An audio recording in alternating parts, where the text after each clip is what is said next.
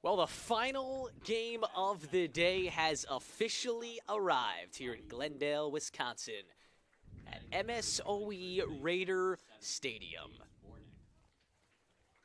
We got a good one. The top seed, MSOE, is set for their first game of the tournament. They enter this one 24-16. And this is their first game of the day. We've had nothing but upsets. Peter Borkowski, Ethan Birch, the two of us got you covered here for the final game of the day. Peter, Marian rolling into this one against the top seed. There's been nothing but upsets. What can we expect in this one? Yeah, I'm very interested to see what this Marian squad looks like. That was a kind of, that was just a battle between them and Benedictine in game 2. That was the 5-4 matchup. Sabres coming in as the 5 seed, making it past yesterday's single elim round and taking down the 4-seeded Benny. So really only a technical upset. 4 or 5, you never really know at that point. But, on one hand, yes, I would love to see the upsets keep coming, right? We saw Edgewood take down number 3 CUC, then number 2 Aurora just, half an hour ago, and Marian taking down number 4 Benedictine. But at some point, you also got to figure, okay, does the magic run out at some point? And if there's one team it's going to run out against, it's this MSOE squad. This team is really, really sharp top to bottom, right? They're the 1 seed for a reason. They should be favored to win this tournament on their home turf, in their home, I'll say city, even though we're in a suburb of Milwaukee, but same idea, right? Home field advantage. This should be their tournament to win. But, I kind of thought that about Aurora, too, going up against a 6 seed, and we saw how that went out. So I don't really want to say any predictions because I know the way this tournament has been going, those predictions are likely to break pretty quickly. You mentioned that they are the home team. They have been 14-5 at home games this year. They look to Kellen Pate to get the start here in this one. The 6'3" grad student, a righty from Rogers, Arkansas, previously at Northwestern University. Well, he has been the star all year for MSOE, the Raiders, 59 2/3, a 3.32 earn run average, has struck out 52, walked just 20. We can take a look at the Marian starting lineup. It's a very similar look, nearly the exact same look as what they presented in the game earlier today. Logan Radaman, he is leading off playing third. Robbie Knorr is at short batting second. James Bornick is batting third, playing first. That's your top 3, middle of the order, 4, 5, and 6. 4 is Ryan Nelson catching. 5 is Jacob Clayman playing left. Batting 6 is Dylan Peace playing second. And 7, 8, 9 for you, Albert Kiska. He's the DH. Batting 8 is Mark Jones playing right. And batting 9 is Gus Walker. Riley Richard will get this start for Marian in the bottom of the first inning. The sun is just about to set below those trees. It is causing one heck of a glare here in the press box, but the lights are officially on here at MSOE Raider Stadium. What stands out to you about this Marian lineup? What did you like specifically about this lineup the first time we saw? Well, it's those top 3 you got to watch out for: Radaman, Knorr, and Bornick.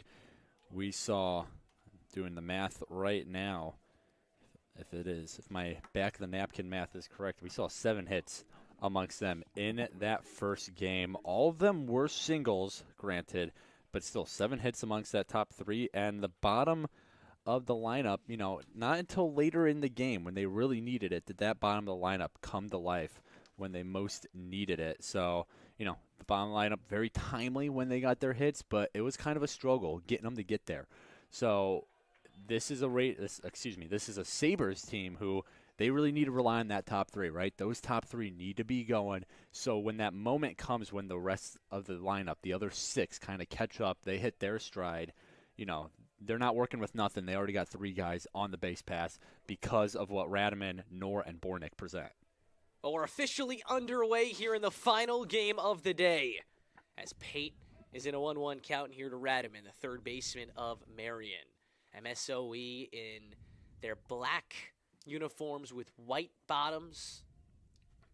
The front of the hat is white. The back is black. And Marian remains in their all gray roadie uniforms. With high blue socks, stirrups here for Radaman, and blue helmets. Final game of the day. We've seen 3 upsets so far. Will the number 1 seed hang on? Is this one drilled into left? It's pretty deep. It's headed towards the corner. That ball is down, up against the fence. Radaman with extra bases. And a wonderful start here for the 5 seed. Radaman gets Marian going with a leadoff double. Yeah, this top of the lineup truly is a, you go, we go kind of thing. They're always going to be there. Radaman, nor Bornick, some combination of them are going to be on the base paths. And like I said, it's just about when do the other 6, when do they step up? When do they get their timely hits? It took them a while in that Ben U game. They eventually found it. That's why they came away with the big win. Absolutely. It's actually the 8 and 9 hitters who pulled through in the 9th inning. Mark Jones, Gus Walker slotted back into 8-9 for Marian. Jones had the game-tying hit in the 9th inning. Brought them back from the brink. And Gus Walker had the go-ahead hit. But you're right. It took them all game to figure it out. We'll see if Marian can balance out the offense a little more. Nor takes a breaking ball outside from Pate, working directly out of the stretch. Pate most recently went 4 innings against Lakeland. That was on the final day of the regular season. MSOE won big 18-3, the regular season champions of the NACC. 2 straight breaking balls, 2 and 1. Now, he did go against Marian once this year. It was just 2 innings. Allowed 3 hits, an earned run, a walk, and a strikeout. That was in a 6-2 victory. He got the save in that game. This one's in the air right side. That's Jackson who makes the catch along the line, and there's no tag here from Radaman.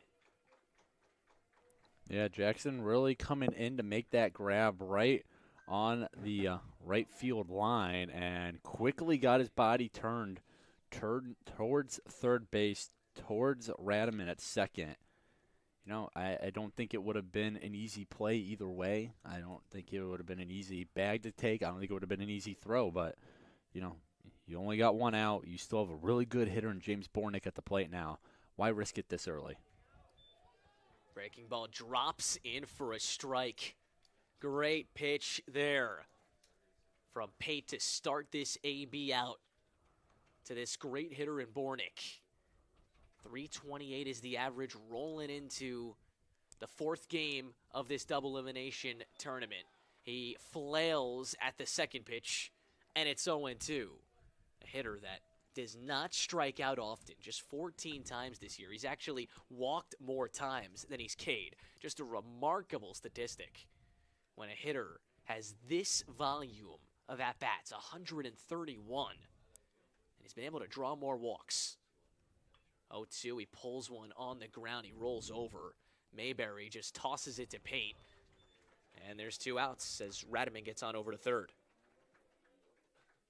Yeah, productive out, right? But now it's time. That's what I was saying, right? Your top 3, maybe not to the level you wanted, but they did their job, right? They put a runner 90 feet from the plate.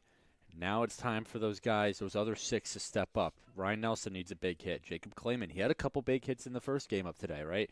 These guys need to step up now that the top 3 got a guy in prime scoring position, even if there are 2 outs on the board.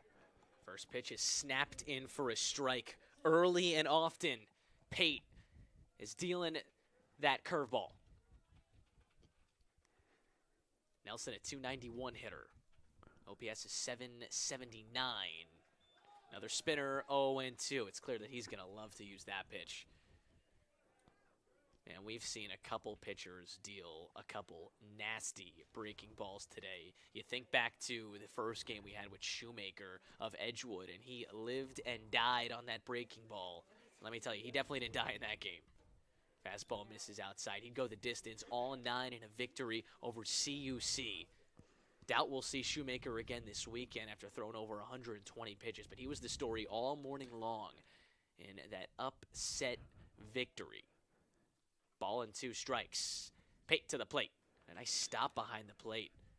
Yeah. Boys K able to get in front of it. You know, you mentioned not seeing Shoemaker again. I'm really interested to see what tomorrow looks like in terms of these pitchers, right? And those elimination games in the first 2 games tomorrow, the 10 a.m. and the 1 p.m. game, where a loser goes home, do coaches stretch their guys a little bit, right? Maybe, Shoemaker would be an extreme example, but you never know. Season's on the line. You got to do what you got to do.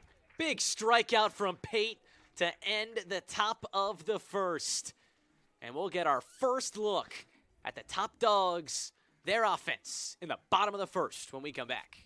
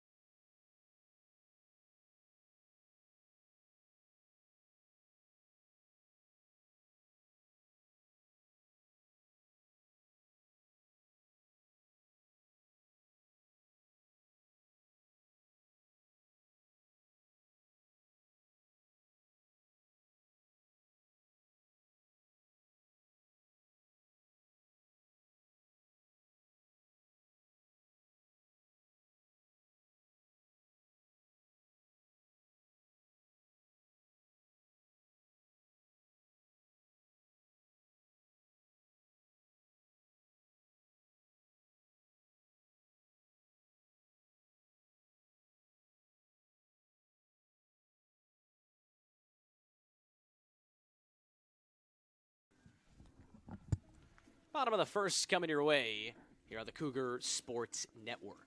It's a lefty here for Marian, Riley Richard, standing at 6'2", a senior. Looking to send Marian to the semifinal. Going to be a tough ask against an electric offense.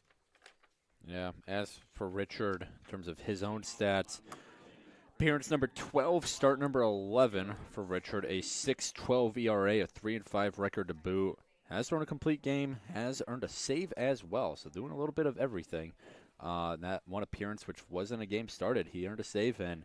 And then 57 1/3 of an inning pitch. That is the team lead coming into today. So might not have the most eye-popping stats in terms of the ERA, but he's been the workhorse for Coach Badinger this year at Marian.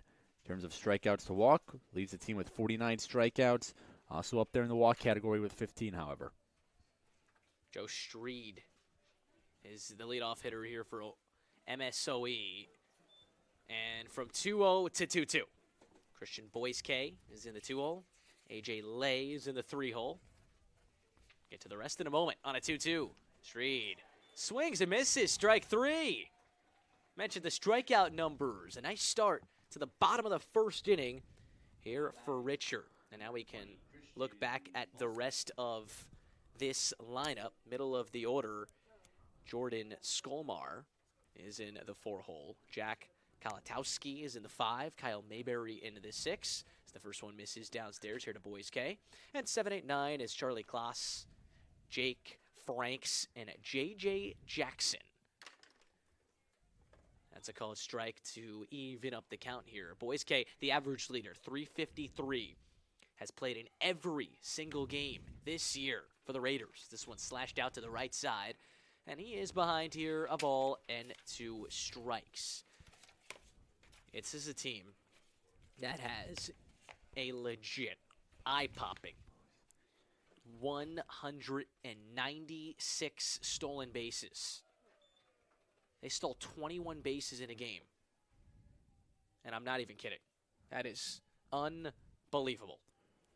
That's some serious base running right there. And this one pulled on the ground left side, and it eats up Rodman. Down the left field line it goes. Boys K takes a big turnaround first, but stops there as the helmet flies off. It's going to be a base hit, the first of the game and the first of the tournament for the home team, the Raiders.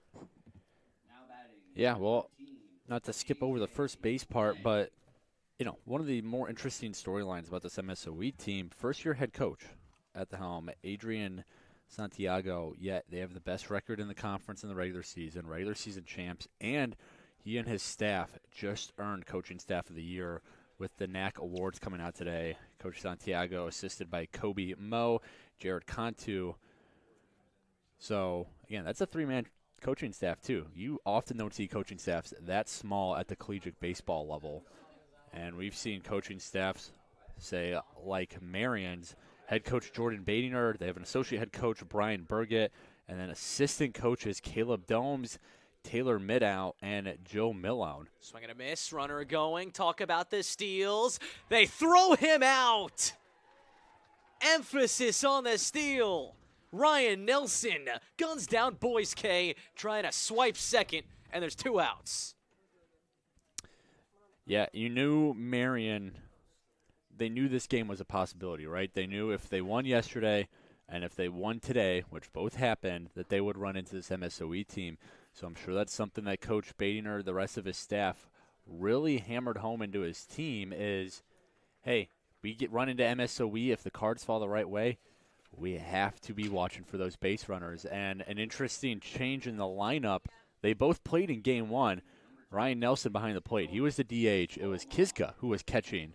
So maybe they're giving Kiska some rest, or maybe Coach Badinger likes Nelson's arm a little bit more. Lay serves one into center for a base hit. So there's another runner on. Here's Skolmar. And they'll pick over, take a peek at Lay. Lay has stole 15 bases on 18 tries this year.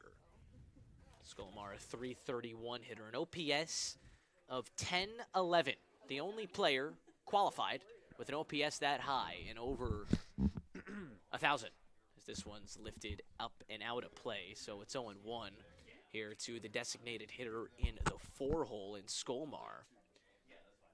Leads the team with 6 home runs. Obviously, this is a large ballpark, so there is not many home runs hit. In fact, in the 3 games so far, Albert Kiska is in the 7-hole, due up in the next inning, the top of the 2nd for Marian. He's hit the only home run of the day. This one up against the Marian dugout. I believe he might have caught somebody over there. I think he got out of the way, maybe, hopefully. And it's 0-2 here with 2 outs. Getting nailed by one is not going to feel good right now with that sun going down. Yeah, it's been chilly all day. Wind still about a medium pace, and, yeah, that sun goes down. It's going to get cold. So Richard misses outside, wastes one way out of the zone in the left-handed batter's box. By the way, your umpires, Mike Slowinski is behind the plate. Sean Feldman is over at first, and Alex Bartman is over at third. So same umpiring crew as Marian dealt with against Benedictine. Breaking ball slashed the other way, and Skolmar able to stay alive.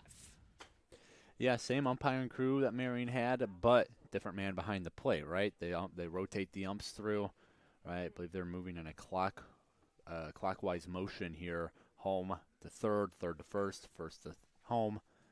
So, yes, you dealt with this crew, but for the pitchers, even though we're not seeing the same pitchers, obviously, you know, it's a whole different strike zone they have to work with. That's a foul ball. Skolmar nearly hugged it on the line. Would have been a tough play for Rodiman, but he picked it up cleanly. All he had to do was set his feet, and Skolmar was probably 30% down the line. And you're right about that. The umpires obviously not stationed in their exact same spot, so we'll see a different strike zone, of course, behind the plate with Slowinski, who was at first in the game earlier. Now wheels his way around behind the plate. It's another 1-2. It's a breaking ball. He got him swinging. I think he got a piece of it, and Nelson still made the catch. I thought I heard a ding of the bat. Regardless, it's a couple strikeouts in the first inning. Richard cruises his way through the first. His defense helps him out. We're on to the second. Scoreless.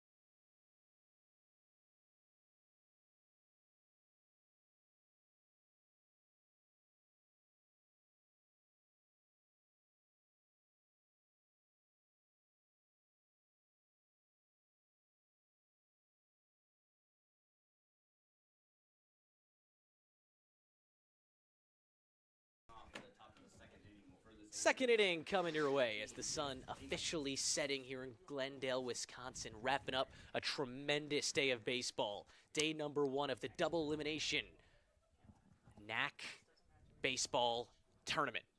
Clayman to lead things off in a big day in the game against Benedictine. He takes strike 1 here from Pate. It was a fastball. Clayman had a couple hits. Went 2 for 4, drove in 3 runs, including a go-ahead knock in the 6th inning. Wasn't the difference exactly, as they had to mount a comeback late as he yanks one foul down the right side. No balls and 2 strikes. But Clayman, a big part of that win. Also played an excellent left field in a game where every single out just meant so much. And a nail-biting 1-run win for Marian. A come from behind in the 9th inning. No balls and 2 strikes. Pate coming to the plate, and his fastball is up and out. Yeah, all about those timely hits, and Clayman probably the best example of that, right? Those top 3 set the table. Clayman able to deliver, and then again, big at-bats from Mark Jones and Gus Walker to end the game. Or almost end the game, I should say. They weren't walk-off hits, but still, this was a Benny offense who, large part of that game, didn't look like they had the gas, and to their credit, they came alive when they needed to. They're going to need a little bit more of that gas, however, when you're going up against not only a very good MSOE team, a first-team all-conference pitcher in Pate, graduate student out of Arkansas. Another 2-strike pitch here to Clayman, followed by Peace and Kiska here in the top of the 2nd inning. And a fastball at a similar spot as that first ball, so the count will even up. 2 balls and 2 strikes. Going to get colder here in Glendale. Yeah, it's officially dipped under 50 degrees. And as for these players, it's a 2-2. Now 3-2. As for these players, I mean, the lights are starting to take effect, but we're really in that weird dusk kind of purgatory where you're not getting a ton of light from the sun. You're not getting a ton of light from the lights yet. So who knows? Maybe we get a couple blunders here until the sun fully goes down, those lights fully take effect. Clayman pops one up foul left side, and that one's sailing out of play beyond the deep sidewalls here at Raiders Stadium. They've played a factor. Any errant throw goes a long way. It's also a lot of room in foul ground. First baseman's, right fielders, third baseman's, left fielders, and of course your middle infielders, second and short. I mean, they could have a play on any ball. That's in foul ground. 3-2. Taken for ball 4. What an AB there. From 0-2 to a walk. And it's back-to-back innings with the leadoff man on here for Marian. I gotta say, that was a risky turn there from Clayman. Close pitches like that, I always clench my teeth a little when the runner starts to head to first. I admire the confidence, but I feel like sometimes those umpires might. Until that call's made, I'm not taking anything for granted. Let's put it that way. But, again, good eye there from Clayman. That was a tough pitch to lay off of. And leadoff man's aboard now. So here's Peace. The lefty is late on the first fastball, 0-1. Peace struggled in that first game. Was 0 for 4 before stepping up in the 9th inning with a runner on first and nobody out. And he was able to bunt Clayman over to second. Went down as a sacrifice, and that was just the start of an inning that would prevail Marian over Benedictine. Pace here, the second baseman, once again drives one towards center. On comes Franks. He barely has to move for it. And that's out number 1 here in this 2nd inning. Yeah, didn't have to move too much, but I still want to give credit to Franks on that track. I mean, obviously I'm a lot farther from the ball than he was, but I'm having a hard time tracking the ball in the sky right now.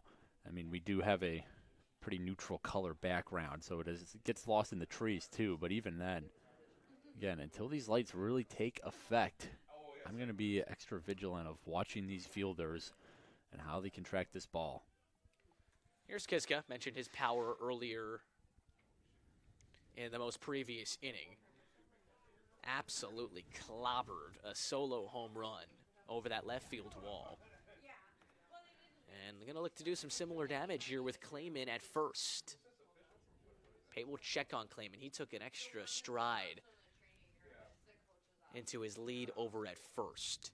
Now, this Marian team doesn't steal nearly as much as MSOE. I mean, nobody does. 66 for 91 on the season. So, I mean, middle of the pack, if that. And over at first, Clayman has stolen just 9 bases. But you want to keep him honest. It's a 2-0 count here to Kiska.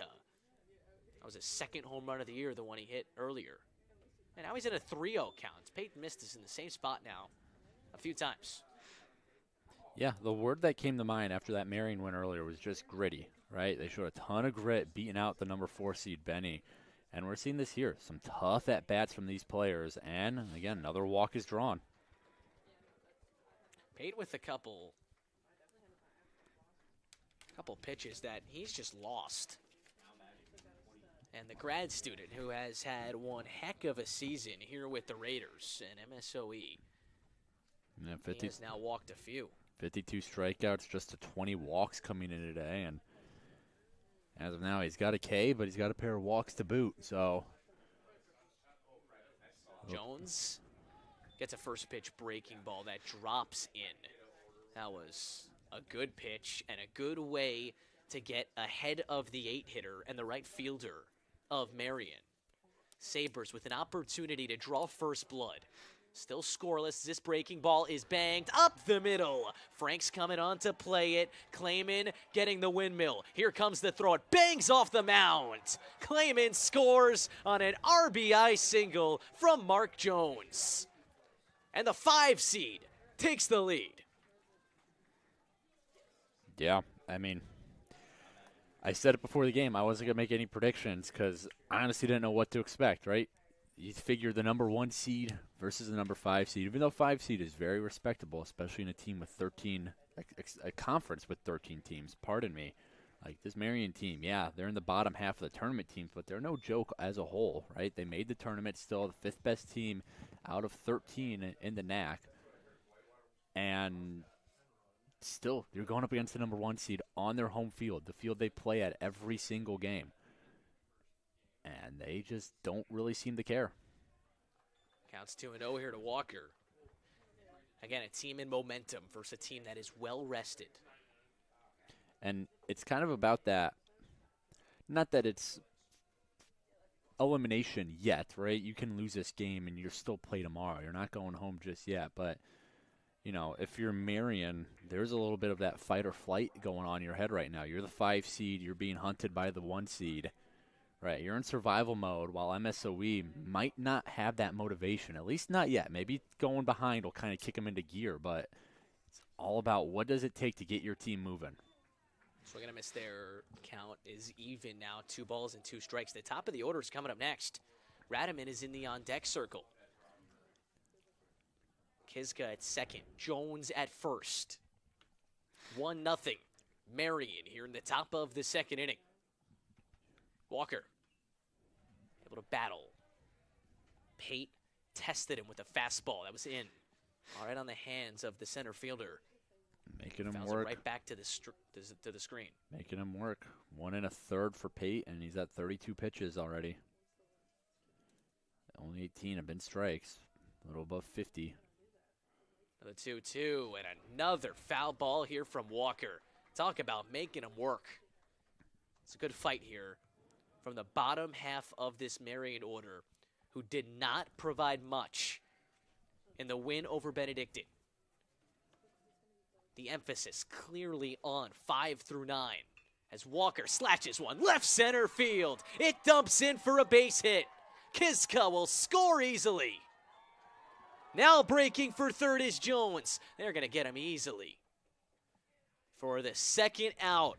But Gus Walker, he stays red hot from his big hit earlier today. He's driven in the 2nd run, and the order flips around here for Rediman. Yeah, they're feeling it. You can tell they are too. That bottom of the lineup, so quiet for the start of that Sabres Benedictine game. They came alive at the end, and they're still riding that momentum, right? Again, Jones, Walker, RBI singles back-to-back. That's what we saw in that last game. This one lifted into right field. It's shallow, but on comes Jackson. Gotta go a long way to get it, but he does. and it puts an end to the top of the second. Jones and Walker, once again the story for Marian. They have them up too.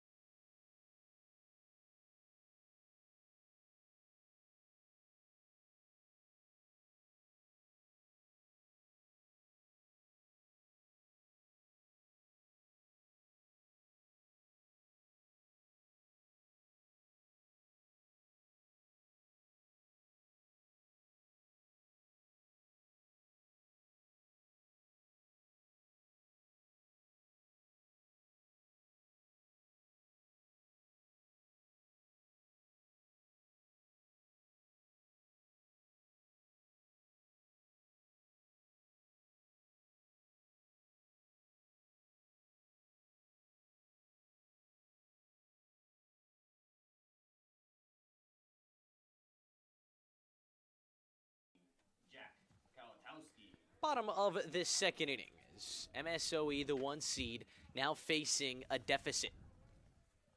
Just 2 runs as we enter the bottom of the second, and it is just the second time up to the dish here for this lineup. Kalatowski to lead things off, Mayberry and Klaas to follow. It's 5, 6, and 7 here for the Raiders against the southpaw Richard. Misses upstairs with a slider, and he falls behind Kalatowski 2-0.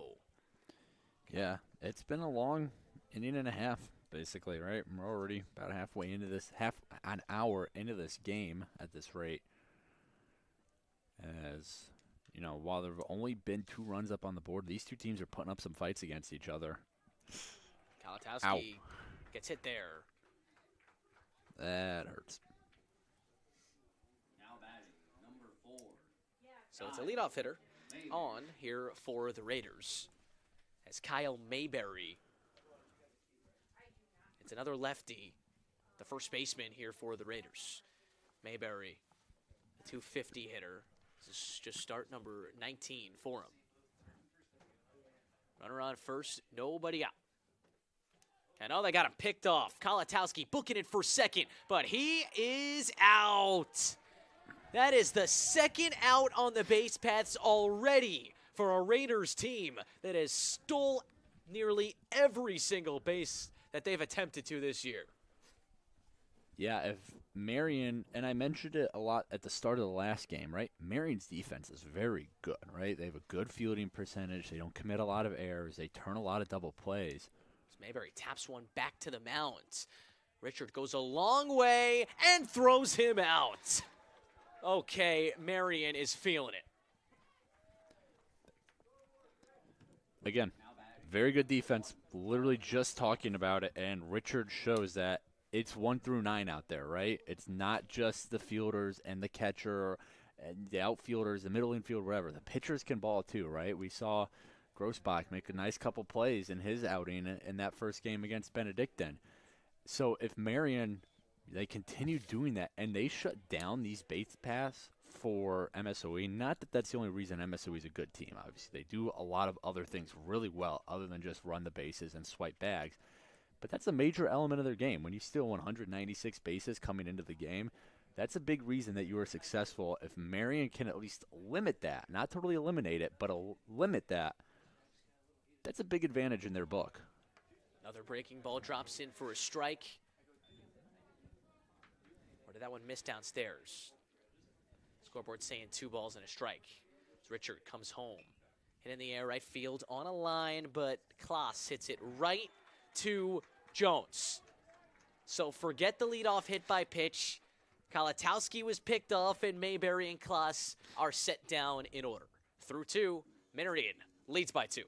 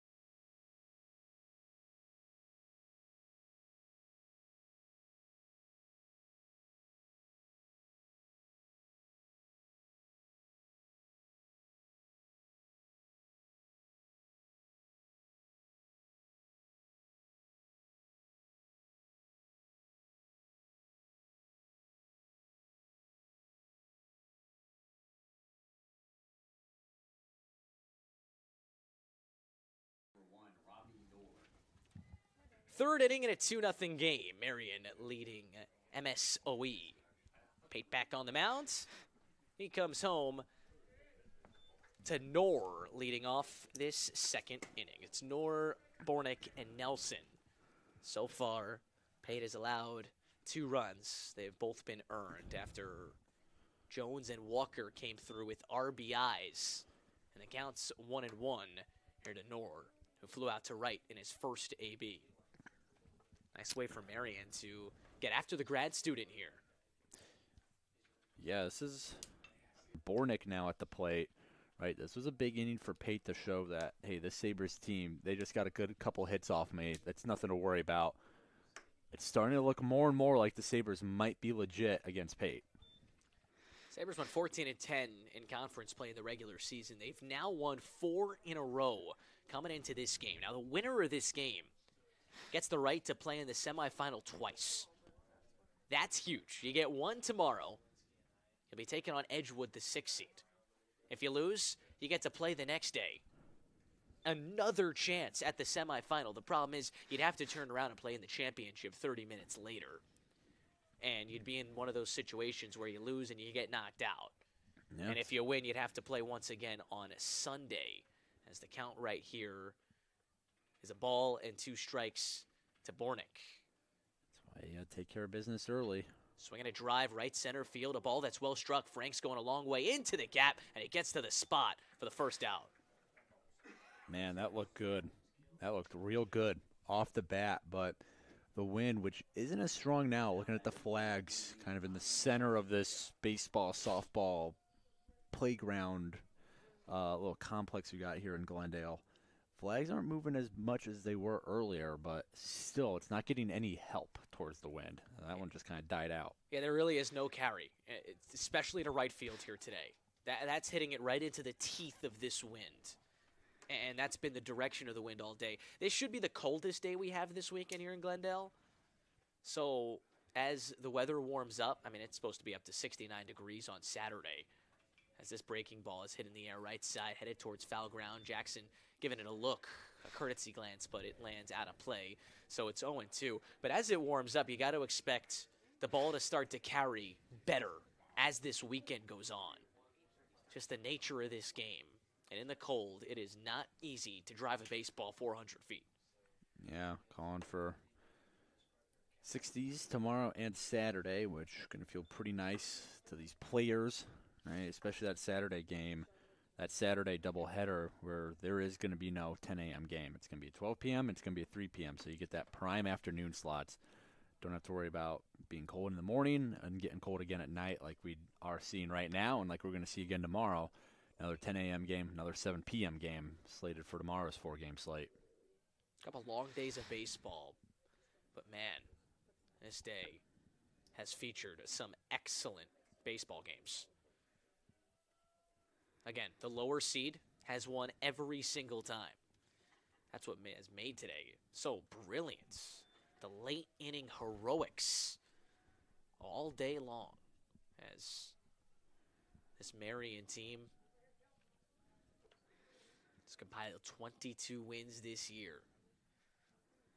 23 today would send them on to the semifinal. In the air right field, another opportunity for Jackson, who's measuring it up and making the catch for the second out here in the third inning. Yeah, you talk about how good the games are today. There haven't even been elimination games yet, right? 3 of the 4 games tomorrow, game 5, 6, and 8. That's the 10 a.m., the 1 p.m., the 7 p.m. game. Those are all elimination games. Teams are going to be fighting for their season. Seniors are going to be fighting for their careers in those games. That's when it's going to get really good. That's when you're going to really start seeing some desperation out of these players. If you thought today was good, if it's anything, if the same energy carries over and is magnified to the level it should be because of the elimination game factor, tomorrow is shaping up to be really good. We'll leave tomorrow with just 3 teams left. Head into the semifinal and championship on Saturday. And again, there is going to be one undefeated team going into that championship game. So that turns into technically a championship round, because that team will still have to be eliminated by losing twice. Right. That's why Sunday factors in. And you can't just play 3 games in a row, because that would mean that a team would be playing 3 games in a row. That's why you go from 4 games to 4 games to 2 to 1. Right. It's claiming here to 3-0 count. We have fun weekends. Baseball just going to get better and better, and if this is how the start of it is, sign me up. As Clayman drives one in the air, left field. That ball is deep. Lay going back, still going. Lay has to play it off the wall. Or did he catch it? He made the catch sliding on the warning track. Yep. Man, Lay laid out for it. Yeah, he got that one. Kind of feet first dive, slid on his backside a little bit, and just fell right into his glove. That was a really good play by Lay. Could easily saved the run, and who knows where Clayman would have ended up if that ball skipped away. We're headed to the bottom of the 3rd. Score remains 2-0.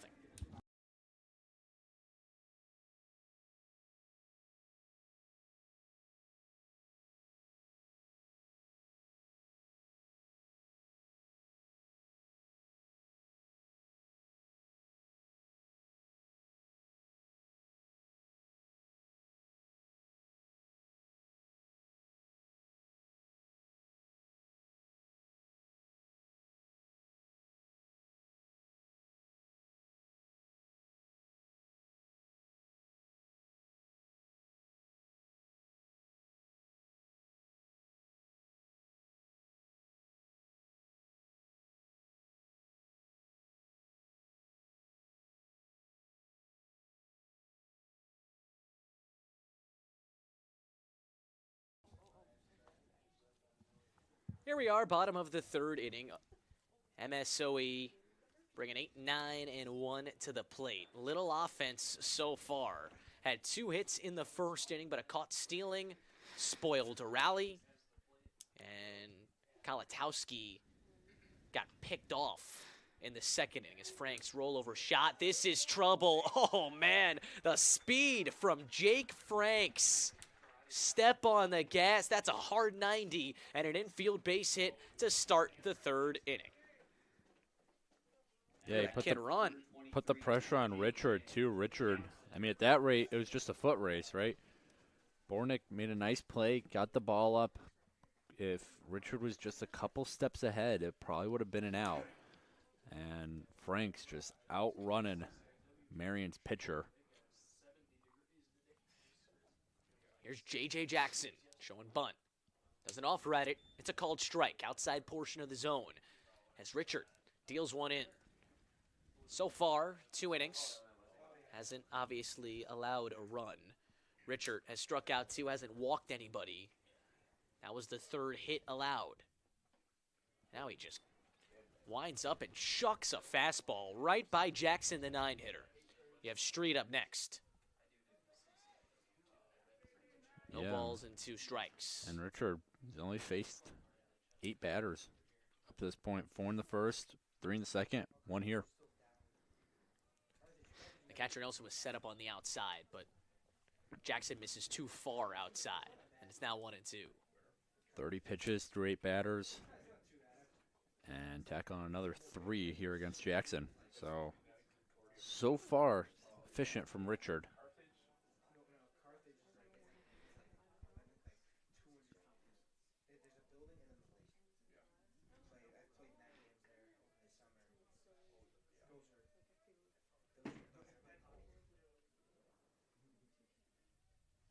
The 2-strike pitch. Jackson able to lay off as Richard goes to that same spot. Hoping to find the outside corner. Unable to do it.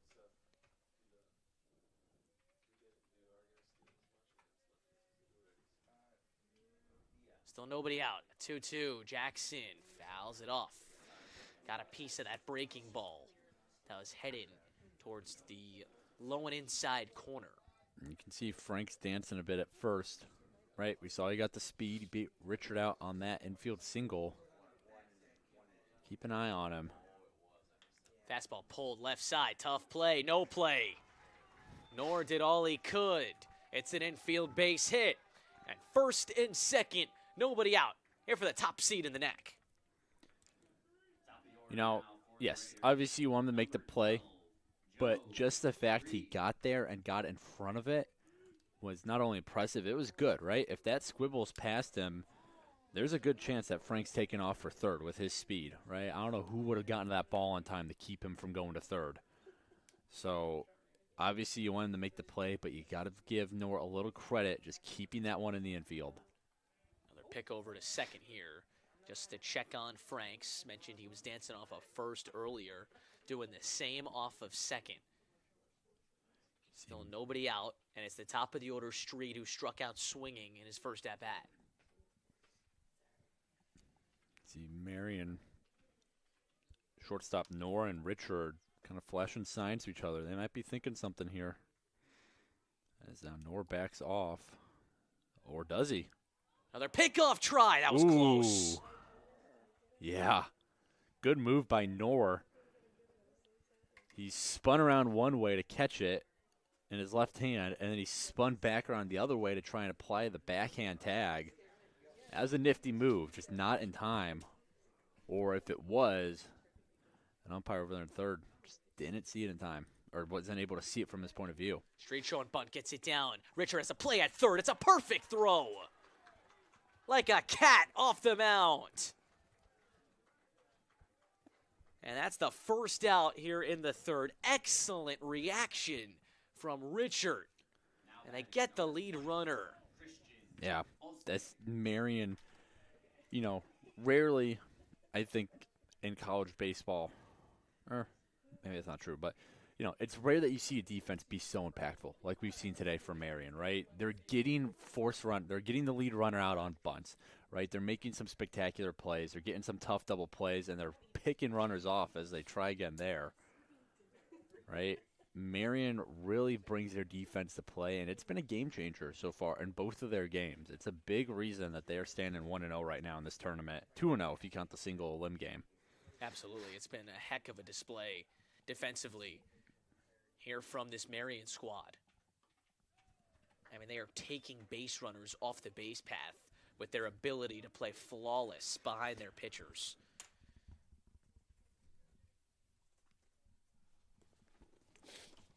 When you look back to their win over Marian, Griesbach was their starter. He didn't have his best stuff, but he continued to miss the barrel, and his defense backed him up time and time again.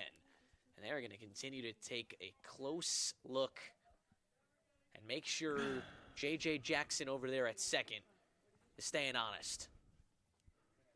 It is clear that MSOE, when they're at their best, they are swiping bases like it's no big deal. Swinging a line drive, left field, going to hang up for Clayman, but it's over his head. He took a step in, and it goes all the way to the wall. 2 runs are going to score, but hang on. Busquet got thrown out at third. Score's going to be 2-2. 2-run double here for Christian Busquet. Yeah, getting a little greedy, but, you know, if that's the cost of tying up the game with one hit, I think you'll take that a lot of time, especially this early in the game where you have plenty of other opportunities, including for Busquet to get on base and make some magic happen. I don't hate the idea of trying to stretch it, but that ball hit into the left field. Maybe we stop at second, leave a man in scoring position for A.J. Lay. It's a costly step in from Clayman. Yeah, that's one of those, you know, you can't rule it an error because he never had a play on the ball, but mentally you kind of would like to just because, yeah, he takes a step back, right, drop steps. He's probably got that ball, or he's at least closer to that ball. Instead he comes in, and then he has to recoil. Regardless, Busquet has tied this game 2 apiece. Here in the bottom of the third. Now a ball well struck out to right center field. Headed towards the gap. It's deep in that gap, and it's going to bounce and hit up against the wall. Now you go the for speed 3. of Lay on full display. It's a triple. That's when you go for 3, right? Hit it the other way. Hit it into that right field gap all the way towards the home of the Raiders sign out there in right field. Now, only if they had a runner at second to come home on that one. But, hey, for A.J. Lay, though, he's got the hardest part of a cycle down. He's got a single as well, halfway there. Just a beautiful piece of hitting going deep into that gap. That is extra base hit number 18 on the year. Go-ahead run is now 90 feet away with 2 outs in the 3rd inning. Here's the problem in my eyes. You've made 3 outs on the base path in as many innings. So 3 of the 8 outs in the game have been on the base path. It's something that probably is not going to change this MSOE mindset. They're going to continue to be aggressive, continue to steal bases, try to take extra bases. It's just worth noting that early on in this one, it has burned them, their style of play, as Skolmar digs in the 4-hitter. Gets that slider, and it drops in for a strike. Yeah, again, Marian shouting out their head coaching staff, led by Jordan Badinger, as a season with the team. You got to give them a lot of credit for the scouting report. They knew that if things went right, they'd run into this MSOE team today. That's golf down the left field line. It's foul. Went down and got the off speed. Was just a split second ahead of it, and it's 0-2. Right. So Sabres knew they were going to run in that MSOE team. They knew what their MO was, right? It's the base running, it's the speed, it's the stealing bases, it's the taking an extra base on a hit like we saw Bosky try to do. No balls and 2 strikes. Richard comes home on a 2-strike pitch and misses up and out. Trying to mix in that elevated fastball in combination with that wicked slider he has from the left side. It's a ball and 2 strikes. Trying to put this inning to rest. Skolmar looking to reach. Checks his swing. Did he go? He did not. Says first base umpire Sean Feldman. So hang on. Stay seated. The bottom of the 3rd will live to see at least another pitch here in a 2-2 count. 2 outs. All tied at 2. Deuce is wild. Here it comes. Inside. Ball 3. Almost the same exact spot. That was close. Counts full. Ready 2 home in the inning. Busquet in a 2-run double before being thrown out. Trying to stretch it into a triple. Pulled on the ground, foul. Lay is over there at 3rd. After tripling into the right center gap, this is a team that tripled now 18 times this year. I mean, they go gap to gap, and they're immediately thinking 3 out of the box. Opponents have tripled just 7 times against them. Here's a payoff. It's ball 4, and that's a heck of a plate appearance right there for Skolmar.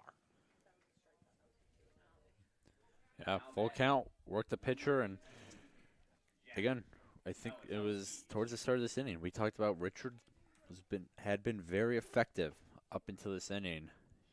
Now through 2 2/3, he's looking at a 50 pitch count, 30 which have been strikes, just slightly above 50%. So he's getting worked here in this inning. Still, though, not as much as Pate, 57 pitches in his 3 innings of work. Most likely, unless one of them really settles in, could turn into a big bullpen game coming up. Runner goes. They will throw down to the cutoff man. Runner breaking for the plate. Lay caught in a pickle. Now trying to race back. He gets tagged out, and the inning comes to an end. Through 3 innings, MSOE has committed 4 outs on the base path. We're tied at 2, headed to the middle 3rd.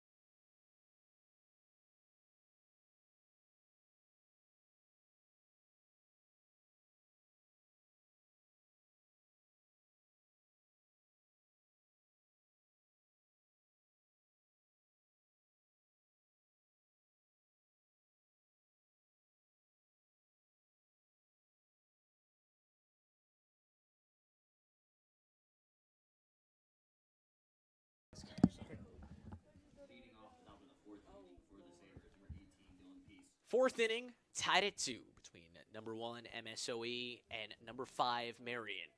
Winner to the semifinal.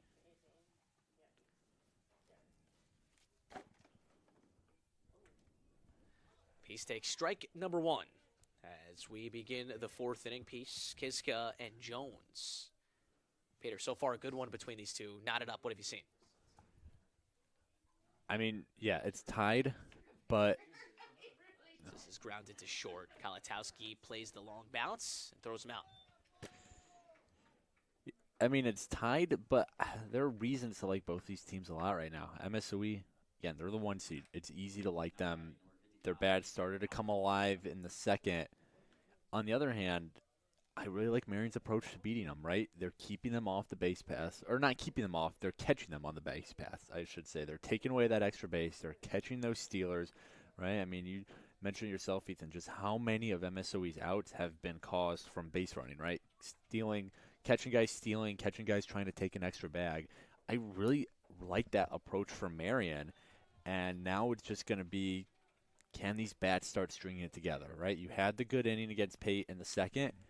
It's time to show, was it just a good inning, or do you seriously have this guy's number? You could put some more runs up on the board. Well, he just zips in a strike outside corner, 1-2. And credit Pate, nice rebound after that second inning. Just faced 4 batters in the third. Kiska swings and misses, strike 3. Gas up in the zone, up and in, 2 gone. And, you know, that's something that Marian has done really well here all day, is no easy outs, right? Don't strike out a lot, right? Don't pop out, right? Make the defense work for everything. Make these pitchers work for everything. Prolong at-bats. You know, not that I'm recalling it specifically. We've seen a lot of baseball today, but I don't remember many 4-pitch strikeouts today to Marian. 4-pitch outs, I should say.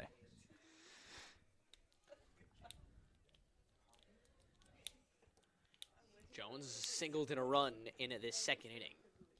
Pate, a pitch away from an excellent fourth inning. Would be his first 1-2-3 inning of the game. The righty kicks, he fires, and he misses outside, overthrows the fastball. Might have been intentional to miss that far out. Let's hope it induced a swing and miss here from the 8-hitter Mark Jones. Followed by Gus Walker. Those two have been the hottest as of late. Here for the Sabres. 1-2 to the dish. Swing and a miss. Pate getting himself into a groove. Make that 3 strikeouts across 4 innings. His best one yet.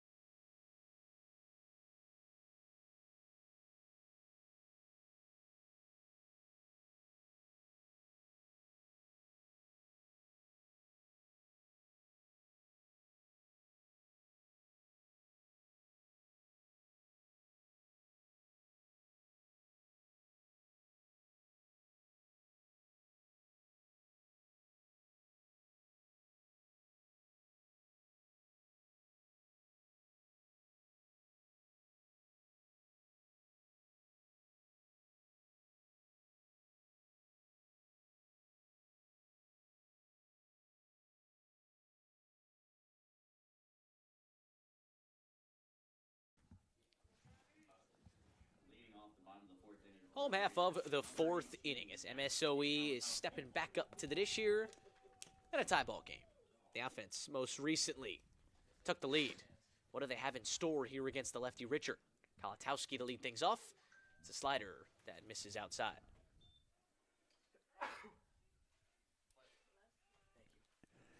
You know, I was thinking about it in between innings.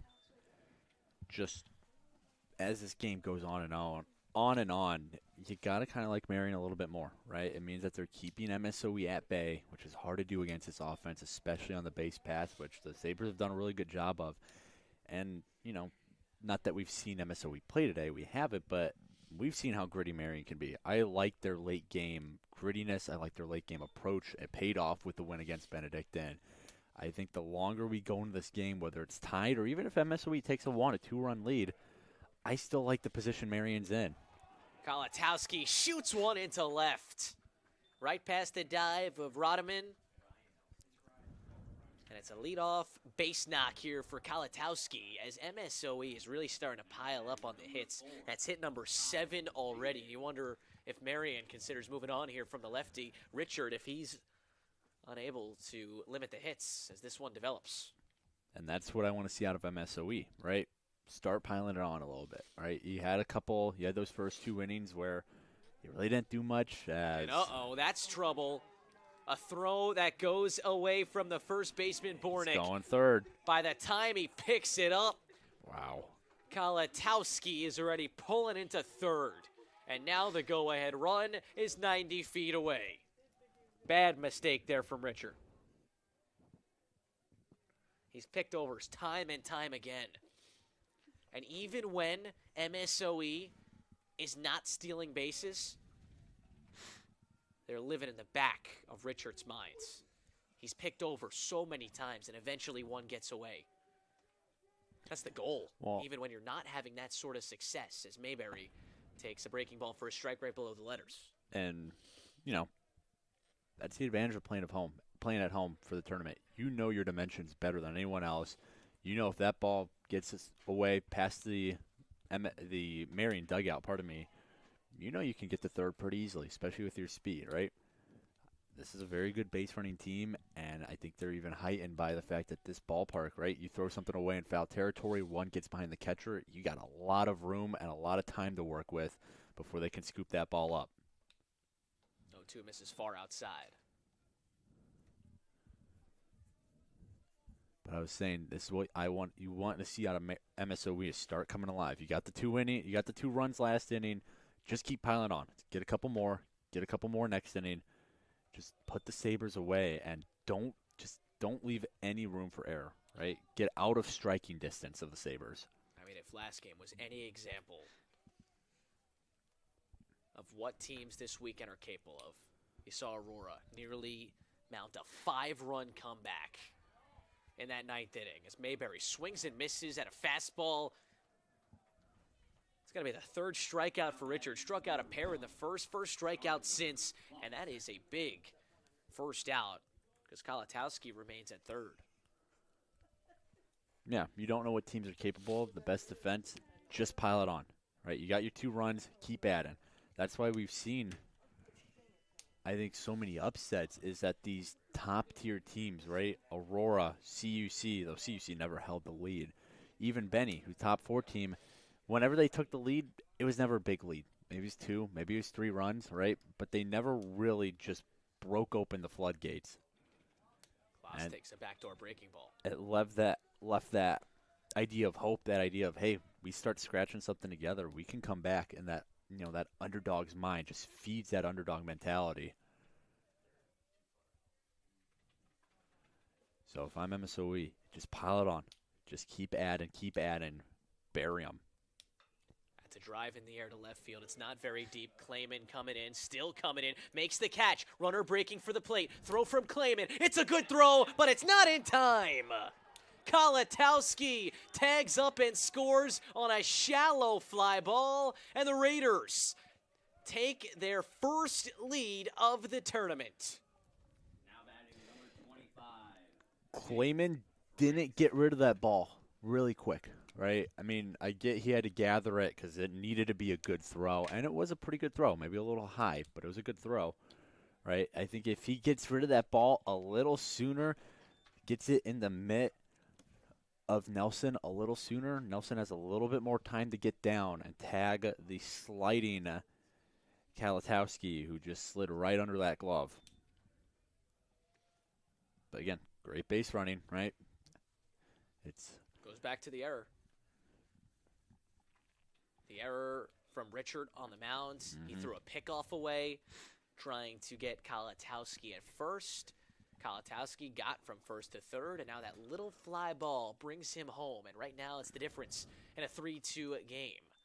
It's on the ground, foul ball, and now it's 2-2. So Richard still quickly get out of this fourth inning. It's still so early in our fourth game of 4 today. As the sun is down, lights are playing a factor here on a nice night in Glendale, Wisconsin. 2-2 from Richard. That breaking ball slips out of the zone. 3 balls and 2 strikes. The 9-hitter, J.J. Jackson, is up next. Singled and scored in the 3rd inning. Hoping for an at-bat in an inning later. 3-2. It's a swing and a miss. It gets away from the catcher. Nelson has to be quick. His throw down the line. Gets there on the outside. A little high, but that'll work. Franks goes down swinging. It's a pair of strikeouts for Richard in the 4th. But an unearned run comes home. We're on to the 5th. 3-2 MSOE.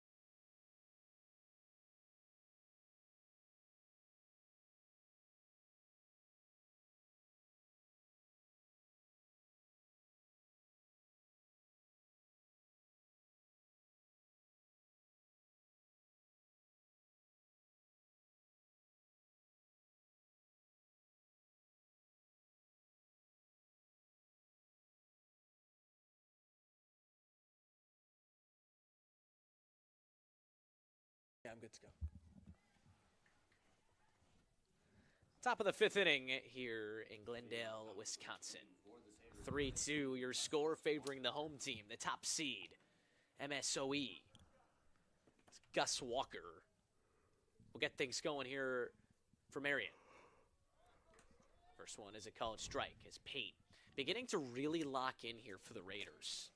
After a rocky 2nd inning where he surrendered 2 runs, he has now settled down 6 in a row, dating back to the 3rd inning. Struck out 2 in the 4th inning to close. Kiska and Jones, as the fastball has just gotten better for this kid. He's in a 1-1 count here to Walker, who drove in a run on a single in the 2nd inning. Yeah, Pate, maybe this whole Raiders team is, in general, just kind of settling down a little bit, right? You come in, you haven't played, as recently as this Marian team, who's coming off 2 big wins, a 2-0 shutout in a single limb yesterday, and then a hard-fought win against Benedictine today. Maybe a little bit of nerves, first game of the playoffs, and your own field in front of your home fans, too. And after a couple innings, hey, you let up 2 runs, but the offense gets your back, right? They tie up the game. All right, time to settle in a little bit and look like the first team all NACC member that he is. 3-1. Walker takes it outside. That streak of 6 settled down in a row comes to an end as the 9-hitter Gus Walker is walked on 5 pitches. You also got to think that MSOE, there's a different type of pressure for them walking into this tournament. They have the home field advantage. This is a team that won the regular season. They've only won this tournament once. All-time 16-12. As there's a strike from Pate. So dealing with that type of pressure is a different obstacle than any other team in this tournament is dealing with. I mean, you look at Marian. This is a team that played in the single elimination, edged out a 2-0 win over Concordia, Wisconsin, just to get to this day. And this is a team that's playing with house money. The count's 1-1. And for the Raiders, playing at home is great. And I think you ask 100 coaches, you want to play on the road or play at home, 99 of them are going to say play at home, right? But it does bring an added pressure, right? That pressure of we're at home, we're the 1 seed, we got to perform.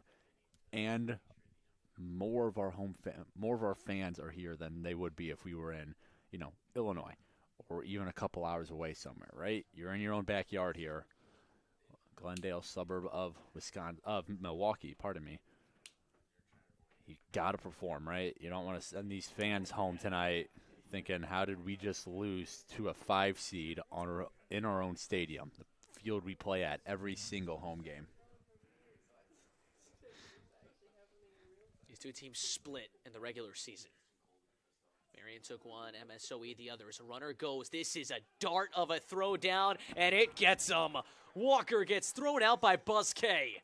Oh, man, what a dart from behind the plate across the diamond for the first out. Yeah, and, credit Kalatowski. Excuse me, that was, in fact, Street who made the play at second, right? Able to hold on to the ball. It's a tough throw to kind of gather. The runner was sliding in at the same time. He was falling backwards, and he just held on, applied the tag, made it look a lot easier than it was. There's that nasty breaking ball from Pate. Used it a lot the first time through. Didn't use it a lot second time through. Now the third time through, Radaman uses it there on 2-1 to even up the count. 2 balls, 2 strikes. The tall righty kicks. He fires. And the fastball just misses upstairs. Wanted the offer there from the leadoff hitter, Radaman, who's 1 for 2 here in the ballgame. It's easy to elevate that fastball and induce the swing and miss when you have a breaking ball that you've used so well, like this grad student has. Pitching with the lead here in the 5th inning. A narrow 1-run lead. Full count pitch coming home. Breaking ball. Hit out towards the right side. Long way to go for the first baseman. And, oh, man, Mayberry runs into the fence. Given his 100% effort, wasn't able to make the play. And we'll have to do the 3-2 one more time.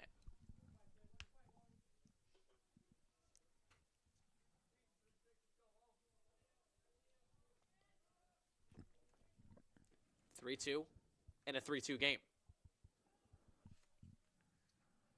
Nor's up next, the 2-hitter. Singled in his last AB. Payoff coming home. Breaking ball hit out to short. Kalatowski gobbles it up, and there's 2 gone.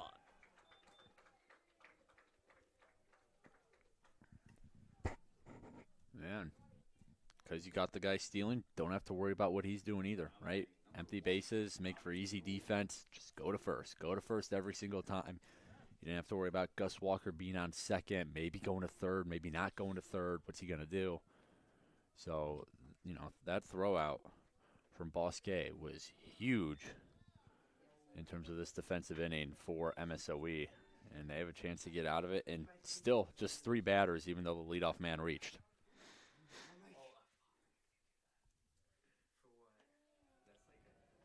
That misses somewhere, and it's 1-1.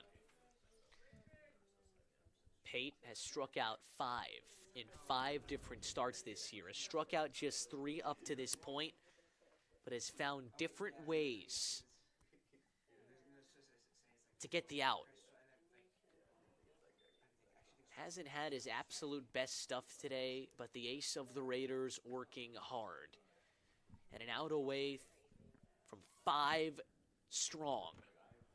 6-2 this year with a low earner average of 3.32. Breaking ball misses again. Man. Mike Slowinski giving him nothing on that spinner here to the 2-hitter, Robbie Knorr. Man, don't extend this inning now, right? You got to, not a break, but. Oh, big cut from Knorr. 3-1, why not? Fastball. Right. He wanted to send that one.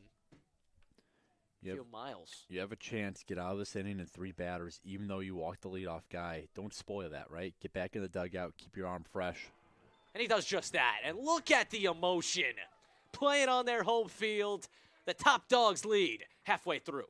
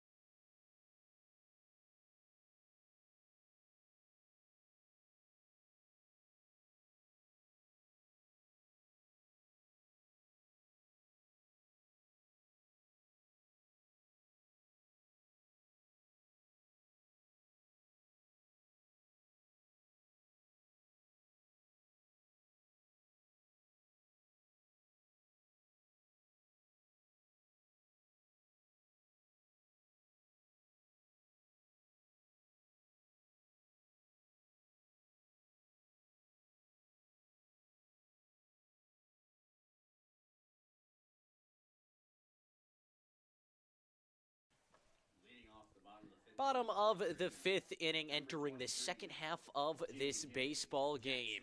And we got a good one.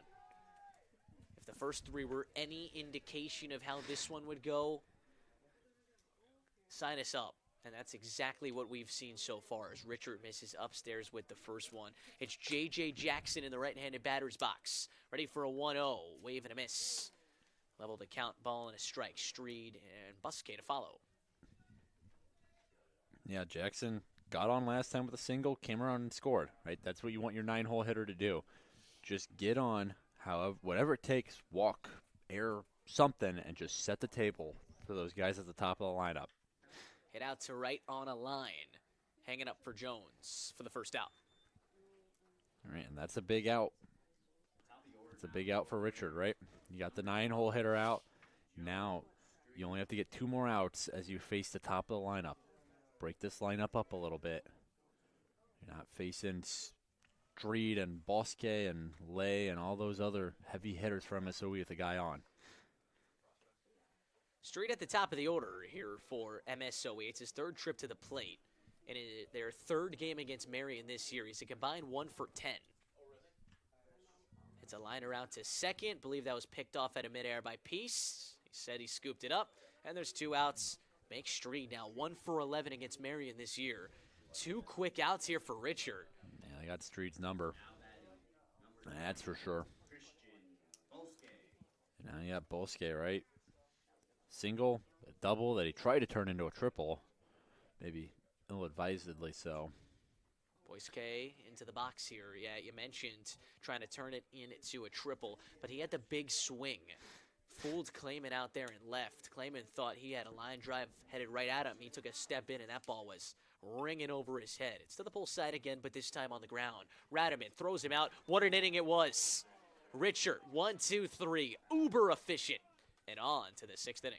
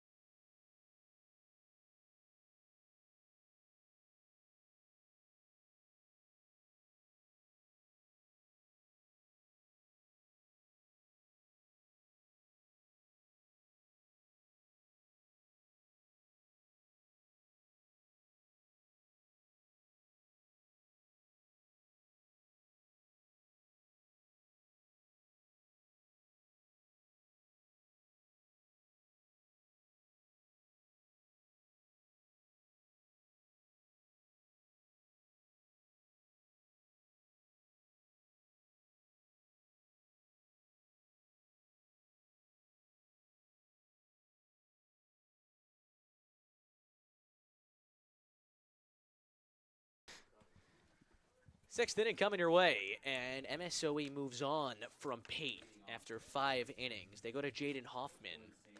Yeah. Peter, what can we expect out of the new righty in the game here? Well, Hoffman, not a ton on him this year. 7 appearances, 5.65 ERA, 14 and a third, 8 strikeouts to 9 walks. And Hoffman, a 6'2 junior out of Superior, Wisconsin. So tall righty, has struggled with the control. And again, not a ton on him this year. So I don't know if maybe that's part of the plan from Coach Santiago of let's throw a relatively unknown guy out there. I mean, 14 innings isn't nothing, but over the course of 40 games, right? Definitely a lot more experienced pitchers out there. Ooh, that drills him right on the toes. See that there? It's going to hurt. Right on the top of the foot. Bornick, the 3-hitter, is aboard. Also closes the book here on Pate. He leaves in line for the win because he made it through 5 innings. Tossed just 88 pitches, 4 hits, 2 earned runs, 3 walks, and 4 strikeouts. And you might be wondering, why did they take him out so early? Well, he's a grad student. Assuming he has no more eligibility left, he's going to be used again this weekend. Could be his last weekend ever playing baseball. Yeah, Bornick is still in pain here. The train passes by beyond the right field wall. Making some noise here for the game. Final game of 4, the beautiful Raider Stadium. As Nelson is coming up to the plate. Bornick clearly in some pain. I mean, that ball hit the top of the shoe, right on the toes. Now Nelson pops this one up mile high. That should get out of play. Mayberry giving chase. Doesn't have to run into the wall necessarily this time to see that that one's out of play.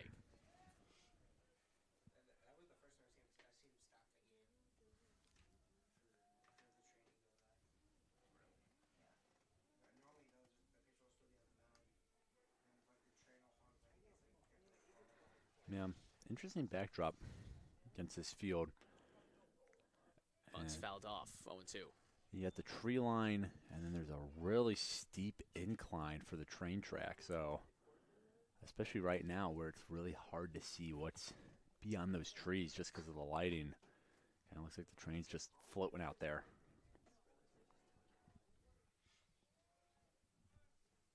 It's cool, though. It absolutely is. It's the Milwaukee School of Engineering, so hey, train's on top. Nelson fly ball center field. Franks getting under it, tracking for the first out.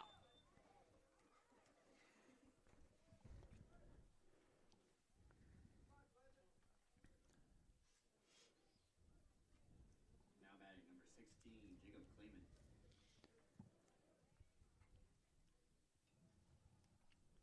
Here's Clayman. Walked and scored in the second, flew out to left in the third. Top of the 6th inning. Still a ton of baseball to go here in the final game of the day. And 1 run to separate these 2 programs. Clayman off balance, man. He was trying to send that one to the train tracks. Wanted it. Wanted it bad. Elevated fastball. Man, that's juicy. And all of a sudden, it's behind you. It's a fun pitch to swing I am at. interested about Bornick, right? We saw him walking it off. That ball hit him right on the top of the foot. It's getting a little chillier out there. How well is he going to be able to run? Right? Like, he looks fine leading off and getting back to base right now, but when the pressure's on, maybe you're trying to stretch it to 3. What's that going to feel like for him? Might be making a mountain out of a molehill right now, but you never know. He takes a strike, and it's 1-2. Beg your pardon, Clayman pieces up next.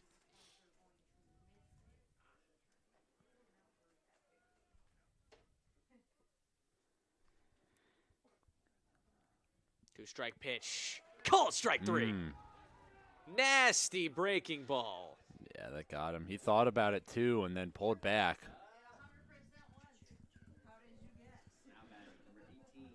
Man, that's just a tough pitch, man. You swing at it, you're probably not getting a ton out of it, right, unless you go down and golf swing it.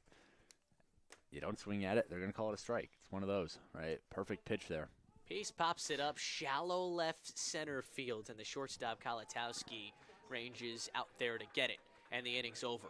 Right into the home half of the 6th inning. The score, 3-2 MSOE.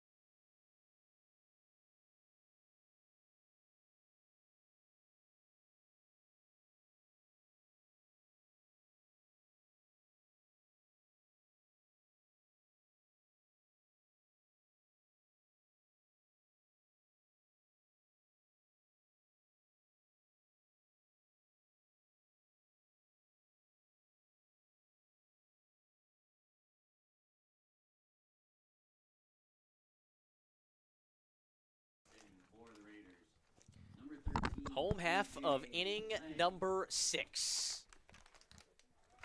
And a chance for MSOE to add on. AJ Lay, Jordan Skalmar, and Jack Kalatowski do up. As Richard remains in the game. The starter being stretched out here to the 6th inning. That was pitch number 77. So well equipped to continue rolling through this start as long as he can keep MSOE off the board. And if he's doing things like that, we might see him for an extended period of time. I mean, quietly, it seems like he's been very good. I know he's in line for the loss, but 76 pitches. Yeah, he gave up 7 hits, 3 runs, 2 of which were earned. 1 walk and 4 strikeouts, so, like, he's done his job against a good MSOE offense, right? And he's had some help from the defense in terms of catching runners out on the base pass, but when he's dealing like that, yeah, why not stick with him, right, until he runs into trouble? They do have someone throwing down in the pen, so they're not totally,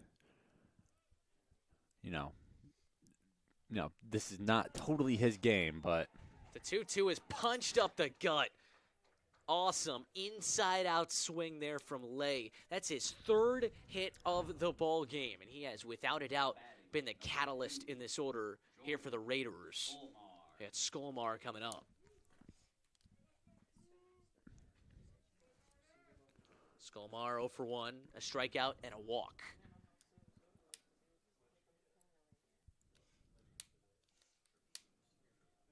Three-2 your score. Skolmar, big cut at it, right back to the screen.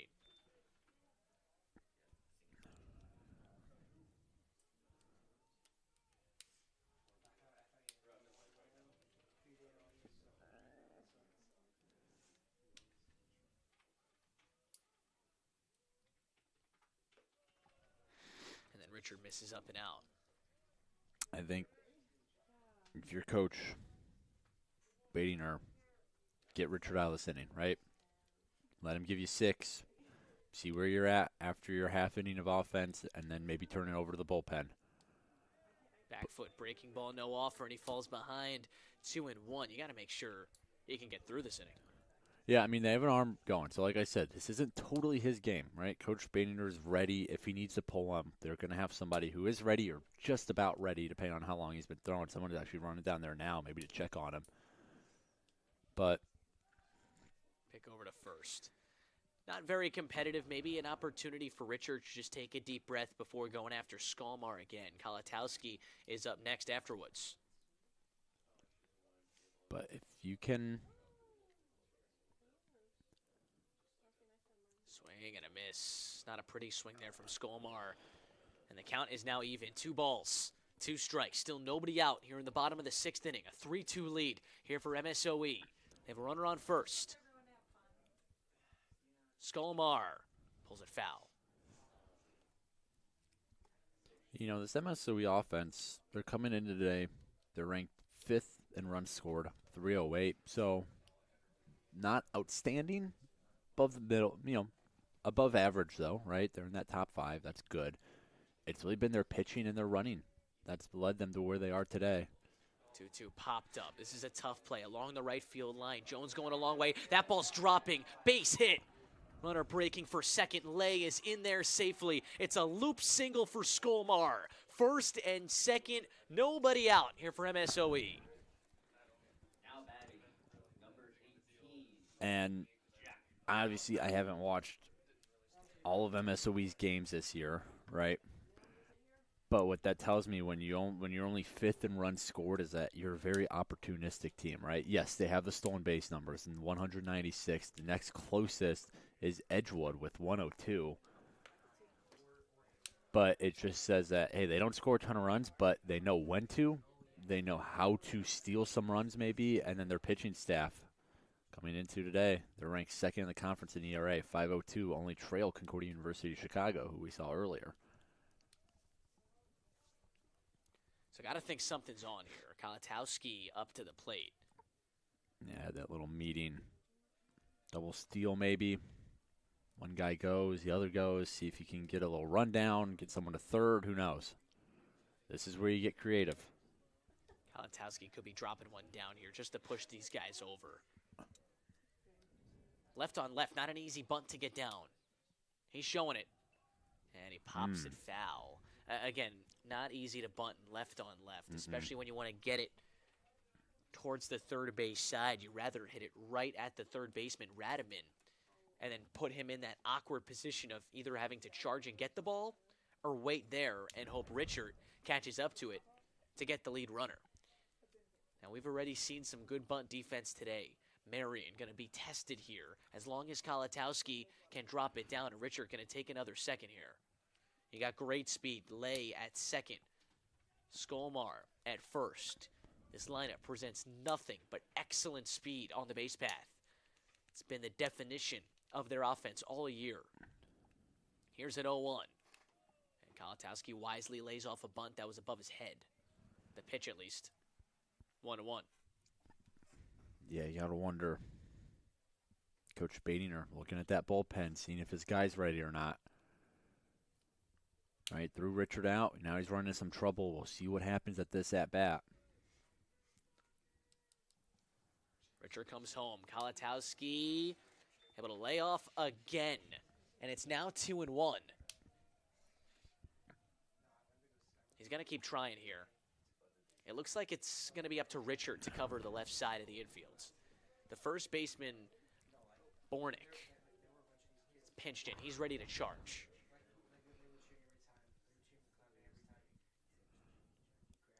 Kalatowski gets it down. Richard quickly off the hill. Will have to go to first. Throw is low, but it's picked out by Peace. Oh, man. The second baseman feels the short hop. The sacrifice bunt works. Second and third, one out. And here comes Mayberry. You know, I wonder if that's what that discussion was about, was how do we beat them throwing out the lead runner on the bunt, which we've seen Marian do a couple times today, right? Richard already did it in this game, and Griesbach did it in the first game against Benedictine. Like, it seems to be one of their specialties is we know how to get that lead runner out on a bunt, at least if he's going to third, I should say. Mayberry grounds one. It's the squib shot to the left side. The shortstop, Nor, will have to go to first, and it brings in a run.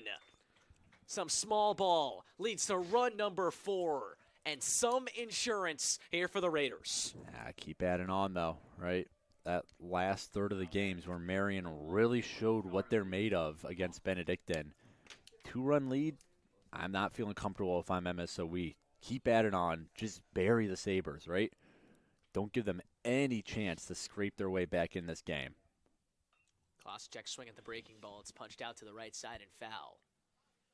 You're absolutely right. You know, the way today has gone. I mean, MSOE was sitting aside watching Aurora nearly erase a 5-run ninth inning deficit. It's just been in the air today. Here in the bottom of the 6th, a chance to continue to add on to this lead that they've possessed since inning number 4 when they grabbed it for the first time. Their pitching has locked in. So is Richard here for Marian. Obviously surrendering a run here in the 6th inning, but a chance to walk out of this thing with just 1 run on the board. After a first and second, nobody out start. And now he's a pitch away from doing just that. 1 ball, 2 strikes, 2 outs. Bottom of the 6th inning. Skolmar at third. Klaas takes it downstairs and out. Nelson on 2 knees to stop it.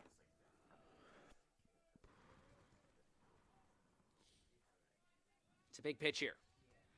A 2-run game is a whole lot different than just a 3-run game. It feels different in the game of baseball. 2-2. Slap foul. That's a rocket. Almost went on the softball field. Had a little more height on it. Good battle here, though, from Klaas. It is. Not going down easy. You got that runner 90 feet away. You got to bring him in. Don't leave him there. Swing and a miss. Or do. Richard able to get through 6 here against the top seed in the NACC. However, his squad trailing by 2, headed to the final third of this game.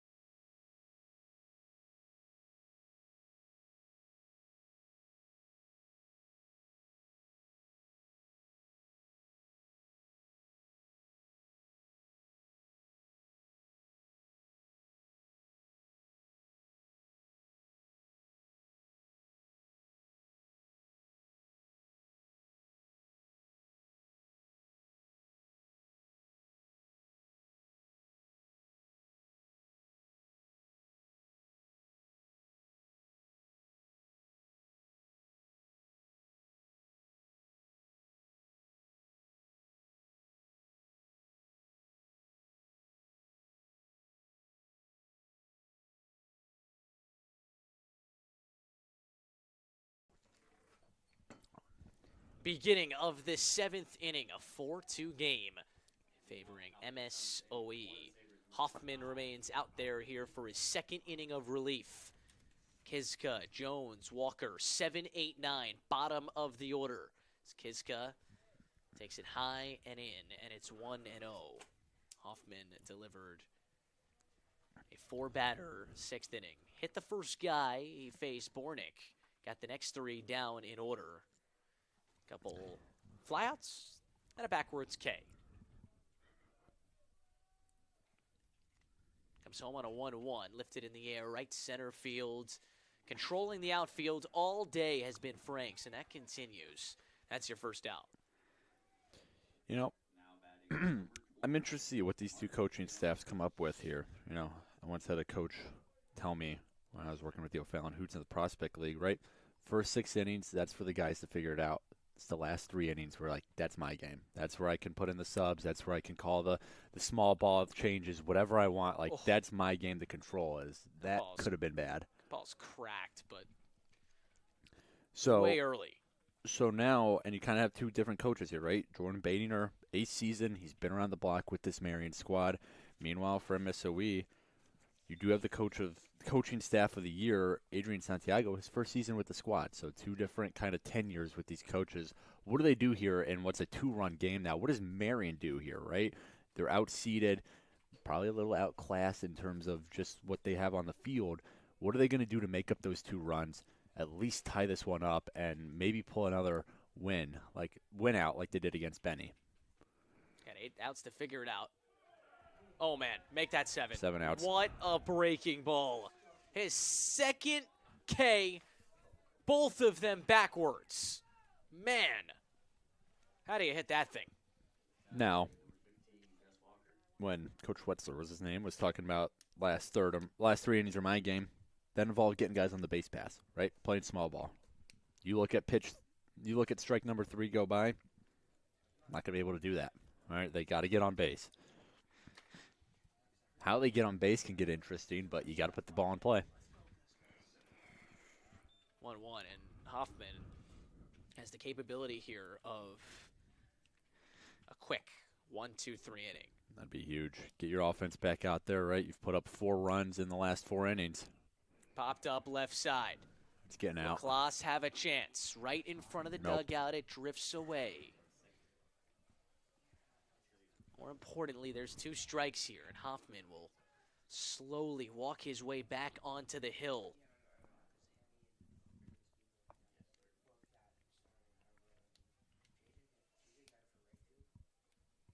He's through the motion. He's home on a 1-2, and wow, that breaking ball That ain't just a bit outside. That ain't it, Chief. Let's get that one back.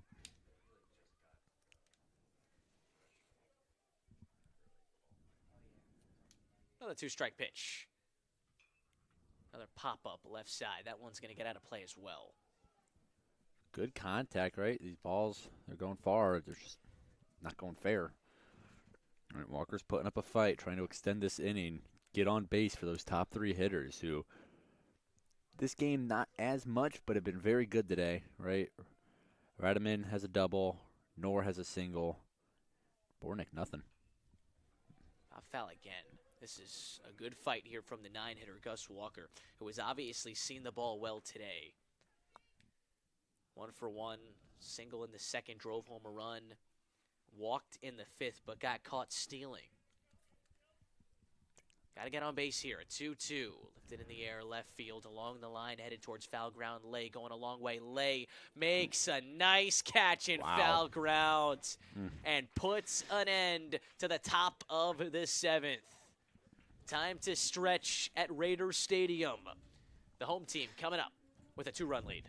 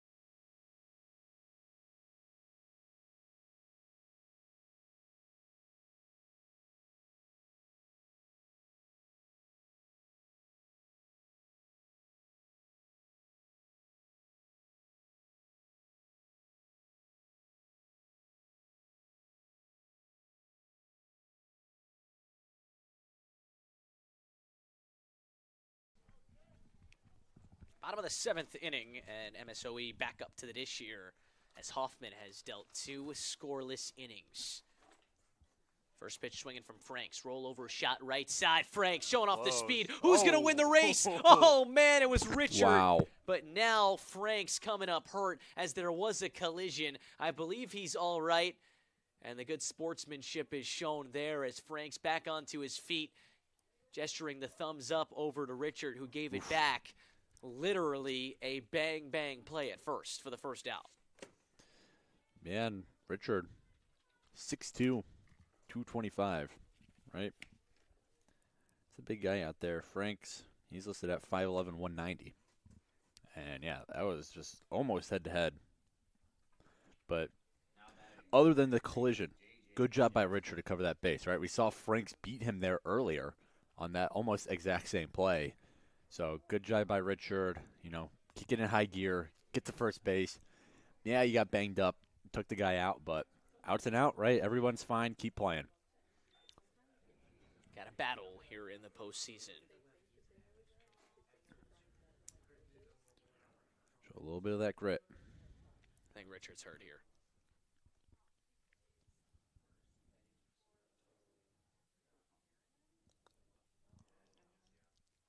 Or instead, they're going to call a timeout here to talk to Nelson. Might also be giving Richard a second just to walk it off here. I also think that ball, I think it popped up on him, let's say, on Nelson. That was a low pitch. Obviously, you can't see. We're right behind him, but looked like it caught him on the bounce off the turf. And he sticks one for a strike, 1-1. Jackson will be followed by Streed here in the 7th inning. I said it last time Jackson was at bat. Big out here, right? Don't let a very, very speedy right fielder get on for the top of your lineup. For Streed, for Postgame. It's 3-1. Richard has walked just one here in the ball game. Don't let him on with a walk either. Make him earn it.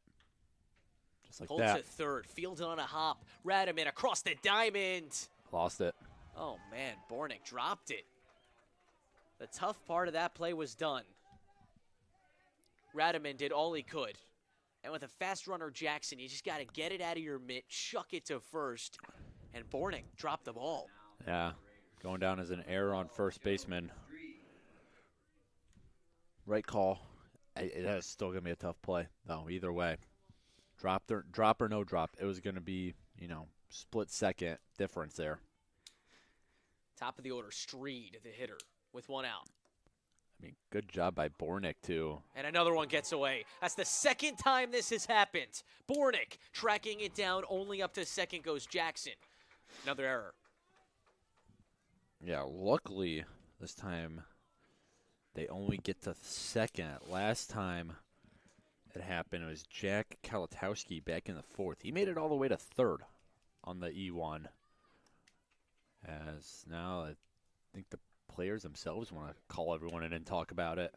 Yeah, Kalatowski would end up scoring on a sacrifice fly, making that run unearned when that happened. There's one out here, and it is a players' meeting right behind the mound, trying to regather themselves. They know that they need to keep this at a 2-run game. The way MSOE has pitched, the way Pate has handed it off to Hoffman, they know how important it is that they get out of this inning unscathed. Again, stay within striking distance. Every team who's been able to do that today has made something happen, right? Sometimes it worked, like Marian against Benedictine. Sometimes it came just short, like Aurora and that nail-biter against Edgewood, right, where they fell just one run short of beating the 6th seed. So just keep it close. Keep this at a 2-run lead. Maybe even 3 will be okay. Don't let MSOE break it open. The second they do that, that's a sign of a good team who can break it open and just bury you, kill any chance of a comeback.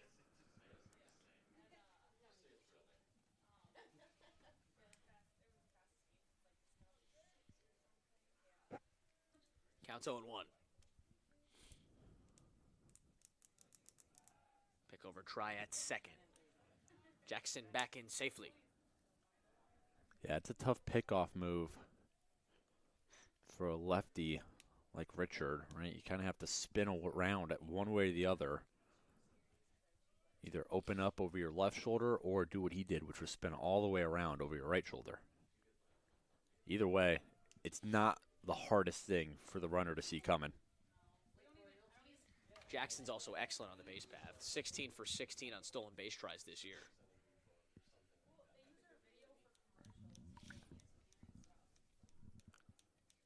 Ball and a strike. Another move on here. Jackson was going back before Richard even spun. And I think he's keeping an eye here. You can see him. He's even looking at the signs that piece is flashing. I doubt he knows what they mean, but he knows they're trying something here.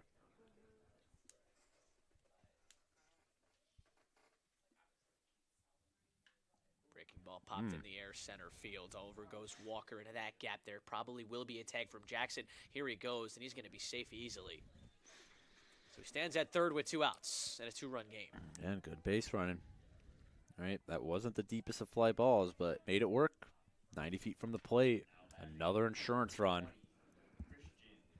And that's what you want to see out of MSOE. They haven't had any big innings, right? They've never scored more than 2. They only did that once, right? They scored 1 twice, but they just chip away. That's how they got the 4. Especially after those first 2 innings where, you know, Richard really just shut them down. Boys K, first one coming to him. It's a slider through the back door. No balls and a strike. Boys K drove in 2 on 1 swing in the 3rd inning. He's had a nice day here at the plate. 2 for 3, but most recently rolled over, grounded out to 3rd on a breaking ball. Now that fastball is on his hands. 0-2. Richard, a chance to get through 7.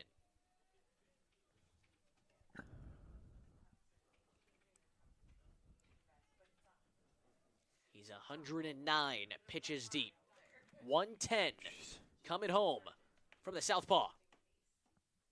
It's outside. And he was set up outside. Again, you want to get the strikeout, want to get out of this inning. You want to get in the dugout and just hand it off to the next guy, right? Like, all right, I did my job. I did it really well.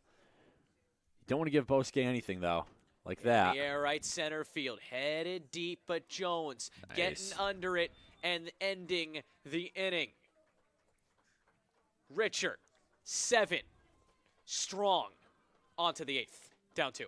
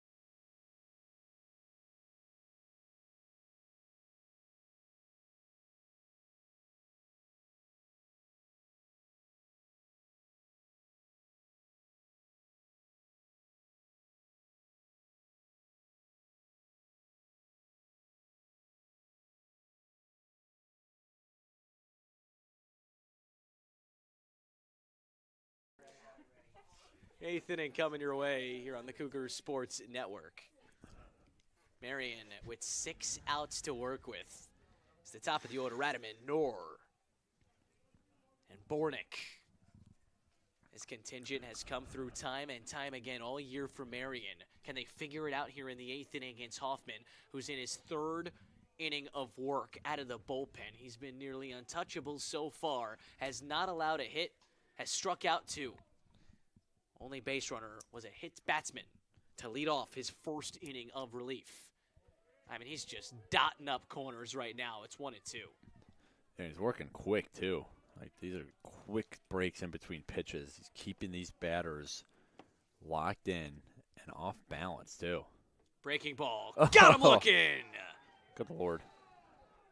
I don't even know, man. Like, what do 3 you do? strikeouts in as many innings. What do you do with that? Like, inside, again, I said it earlier, one of those pitches, you can't do anything. You take it, it's a strike, you swing at it, you're not going to get a good piece of it. Your best hope's just to foul it off, live to see a better pitch. Here's Nor. There's the breaking ball again. He snaps it in for a strike. He's feeling it. You can tell he's dialed in. He's, again, it's so quick in between pitches. He's revved up. He's ready to go. Another one that misses just inside. Here to Nor. Maybe a little heat check there. He's in a groove. This is what he's being engaging. in a groove looks like. 1-1. Called a strike, 1-2. He's He's a pitching machine right now. He's got to absolutely love Slewinski behind the plate right now. He's giving him everything that he wants. 1-2. That one bounces down. Hey, heck of a stop there from Boyce K. Except that. You got to go on 2 strikes. You never know if there'll be an offer or not. And with this deep backstop here at Raider Stadium, you never know. Do the motion on a 2-2, coming home, and it's just outside. That one off the edge of the plate. Now, Bosque trying to steal it, but see what Nor can do here. A walk would kill some momentum, because, again, Hoffman slows down a little here. He's in a groove. 3-2, and he walked him. He lost him. The tying run's coming to home plate here in the 8th inning. All right, see what you can do now, right? Hoffman, I don't know if I've ever seen a pitcher as dialed in as he was there for that out plus, but now he issued the walk. He's got to deal with the runner on. You got the number 3 hitter, Bornick, who hasn't had a hit yet this game, so some would say he's due. The home run leader, 6 of them this year. Swings at the first pitch and rips it in the air to center. It's got no carry. Franks is under it. 1 pitch, Yeah. and an out. That's huge. Nothing's going tonight. Nothing's been going all day besides one of these very Sabres, Kiska, right? Besides him, nothing's gone. And Here's Nelson in the 4-hole. The tying run. Hoffman kicks. He fires a fastball. It's zipped in for a strike. And it's 0-1. this ball's got some really good break on him, right into the zone. Again, these are not easy pitches to do anything with, even if you get contact. Breaking ball inside. This Marian team is down to their final 4 outs. First 5 innings were paid. Hoffman has picked up since, and he has been nearly flawless. You know, looking ahead, there is someone standing. I don't think he's throwing in the MSOE bullpen, but at this rate, you're not going to change anything unless. The thing with Hoffman is that he's only thrown 37 pitches. Yeah, I mean, unless in the Coach 2 2/3. Unless Coach Santiago knows his limits, you're going to let him go, right? He might be reaching it. He's showing some signs of fatigue. He's overthrowing the fastball a little. When he was dialed in, he was working fast, right? Like, that's probably one of those things. He's feeling it in the moment, and then you issue a walk, adrenaline kind of dies out a little bit. Now you might be feeling it, and I think he's feeling it. This goes to the backstop on a walk. Big turnover at second from Nor. First and second with 2 outs. The tying runs are aboard here. And as I was alluding to earlier, the signs of fatigue. Yeah, interested to see what conversation this is. Is it hey kid, you're done or you got this. Well, they haven't motioned to the bullpen, No. so no move Yep. being made. They're going to let him go. And, I mean, yeah, rough couple at-bats, right? You walk Knorr, you just walk Nelson, but you still got Bornick to fly out. You got a K to start the inning, right? It hasn't been all bad. You got 2 outs. You just need 1 more, right? And that's probably what they're telling him out there is, hey, get 1 more, right? Whatever it takes, get 1 more. You're probably done after that, right? You're getting up there in pitch count. Right now you're sitting at 39. You're going to be over 40 for sure, or at 40 at the very least. Get 1 more out here. Set us up. Bring in a fresh arm for the 9th. But you got Clayman coming up and only reached via walk in this game, but he's got some big hits today in that Benedictine game. Clayman takes the first pitch up and out. And if I'm Marian, you know MSOE's watching that bullpen. They're watching Hoffman. I'd go at him, right? Go at him while he's fatigued. Wait for him to make that slip-up pitch. Leave something over the plate. Smash it. Like that. Pulled in the air. Right field. That is over the head of Jackson. Up against the wall. 1 will score. Here comes the tying run. Throw to the plate. Got him! What a throw! MSOE remains in front. Oh, baby. Headed to the bottom of the 8th. Relay of the year for the Raiders.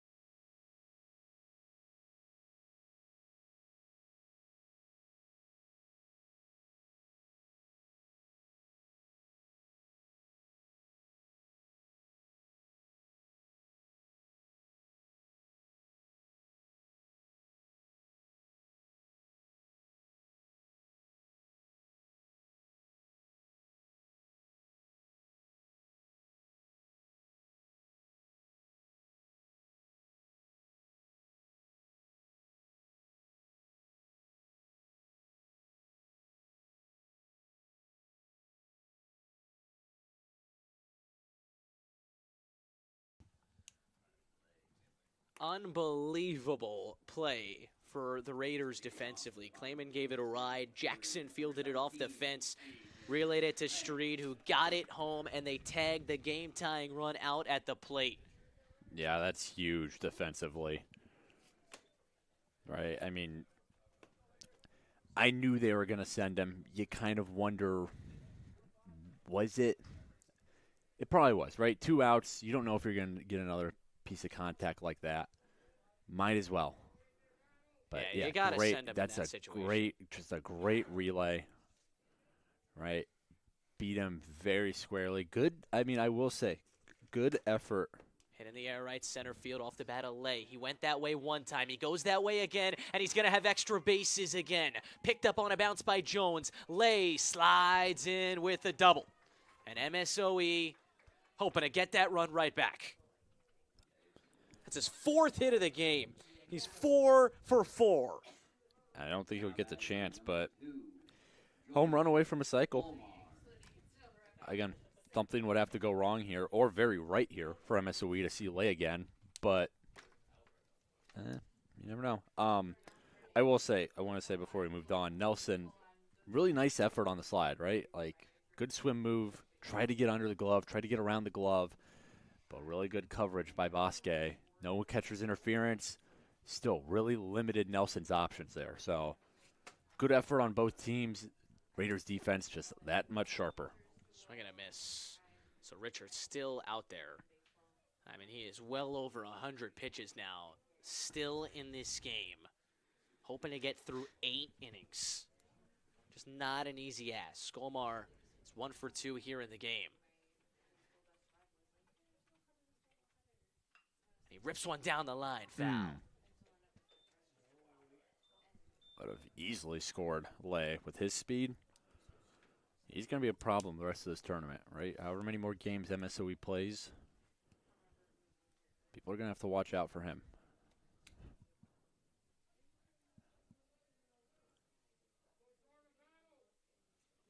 And, you know, the crazy thing about Lay is not even on any of the all-conference teams. Oh, he's on second. Pardon me. Missed his name there. But, yeah, he's doing this as a second-teamer, too. The way he's playing, I wouldn't want to face him. 2-strike pitch. Coming home to Skolmar. He kicks, he fires, and it's a breaking ball that misses up and out.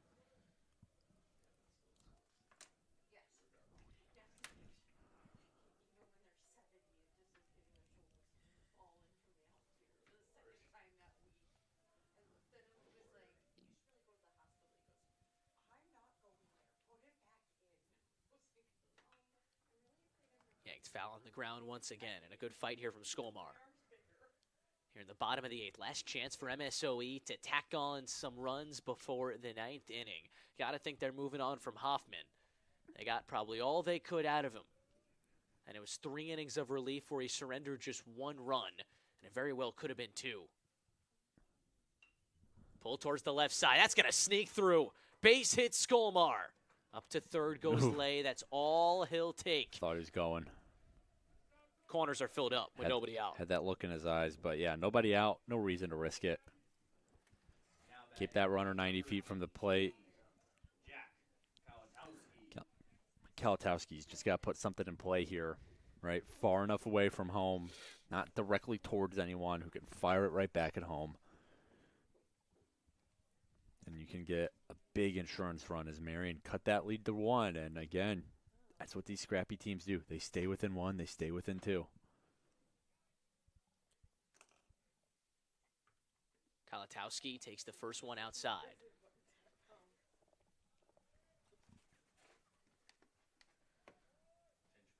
So they're going to run for Skolmar, the DH, over at first. Interesting, they waited a pitch. So it's going to be number 9. That is Nyasende. Yeah, Nicholas Nyasende, freshman out of Bloomington, Minnesota.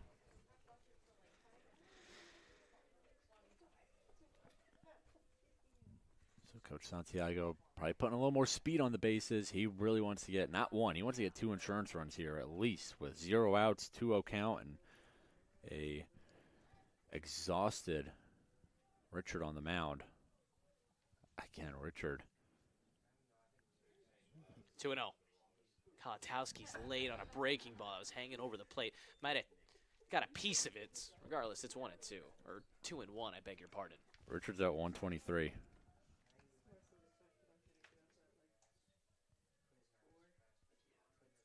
That's the fact that he's still, out there throwing. That's impressive. The fact he's putting up competitive at-bats, too.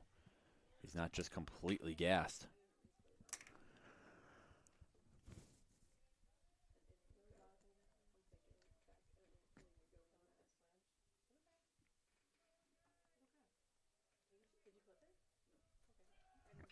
Runner goes on a slap shot to third. Nice pickup, Radaman. He throws him out at first. Send was going on the pitch, so he advances to second. Second and third with 1 out, and an opportunity to drive home insurance is right in front of Mayberry. Number 4, Kyle Mayberry. And Mayberry, very quiet game. Pair of groundouts and a strikeout. That's it. As we'll see if this is the switch now.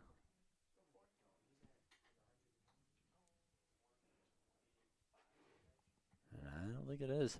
I didn't see any motion, and he's not taking the ball. I can't believe they're keeping him out there. I He mean, has thrown so many pitches up to this point. I mean, we're talking 125.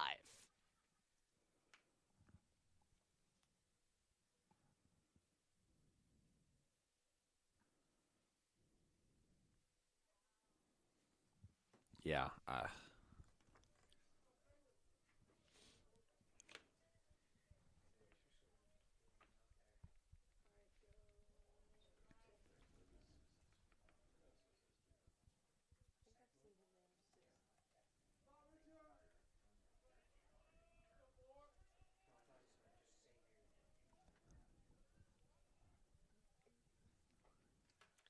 Big at bat. Infield in. Mayberry. Swings and misses. It's a breaking ball. Looked like a good one to hit, but a tough one to hit there for Mayberry. Drove in a run on a ground out in the 6th inning. And that run is the difference right now. And takes it low and out. Approaching 10 o'clock Central Time. Here on this Thursday night in Glendale, Wisconsin. Swing and a miss. Big pitch from Richard. It's 1-2. Lay is at third after doubling. Ayasende is at second. And for Skolmar, a 1-2. Taken upstairs, left on the top shelf, 2-2.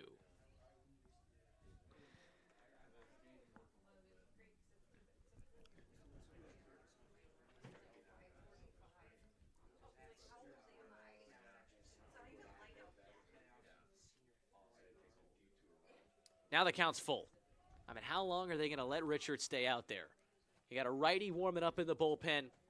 You got a righty coming up next in Klaas. Yeah, I mean, that would make sense, but again, I think that kind of went out the door because Richard. Swing and a miss. He still got it, and there's 2 outs. Over 130, and yeah, still forcing outs. He's got one more to get. And again, I mean, Marian, right?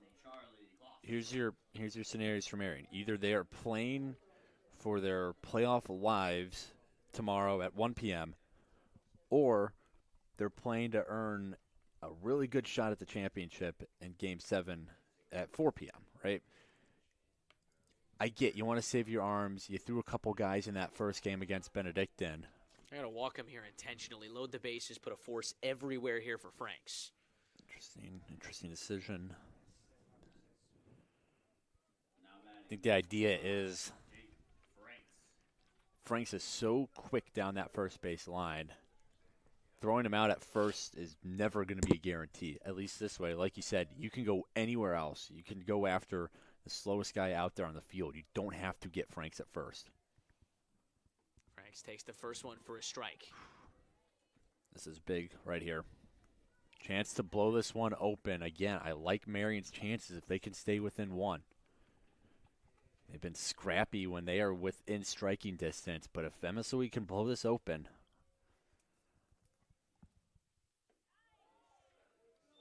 Ooh. 1-1. As the breaking ball does not find the zone. Yeah, interested to see where that missed. I mean, this is a critical point of the game. Can MSOE get some insurance? Or does this remain a 1-run game? Richard, a strike away from ensuring just that. Lays at third. Ayasende at second. Klaas at first. Here with 2 outs in the bottom of the 8th. The home team leading by 1. Here comes a 1-2. Ooh, just high. That would have been a nasty pitch to strike him out on top of the zone. You're watching a senior right now leave it all out there in a game that he wants to win so badly. This is his 140th pitch, and he got him! Richard, ice cold. Good Lord.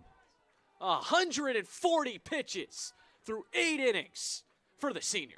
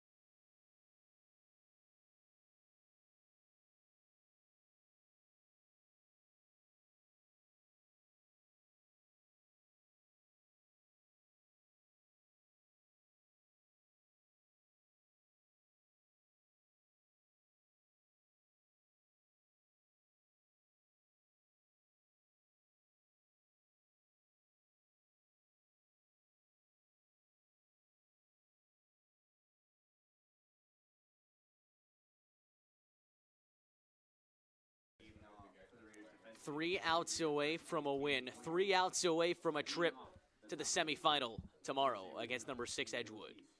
And they go to Eric Williamson for the save, the sophomore from Franksville, Wisconsin, has Peace, Kiska, and Jones ahead of him. First one to Peace is a strike. He's picked up 1 save this year. Came on the March 14th versus Babson.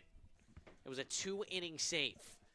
Now looking for a save in the biggest game of the year. An 0-1. Peace is laid on it. The fastball 0-2. And Camden Hoyer over at first base now defensively, replacing Mayberry. Little defensive preference there from Coach Santiago.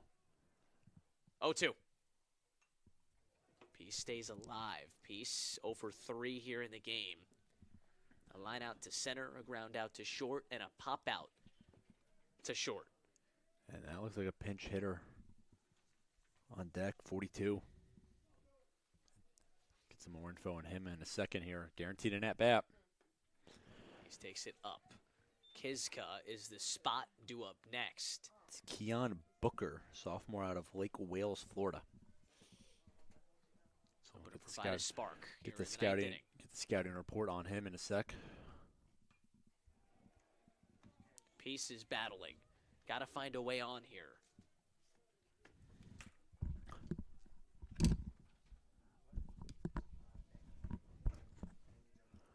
Just got to get on base. You only need 1 run, right? You're not a home run team. Don't swing for the fence.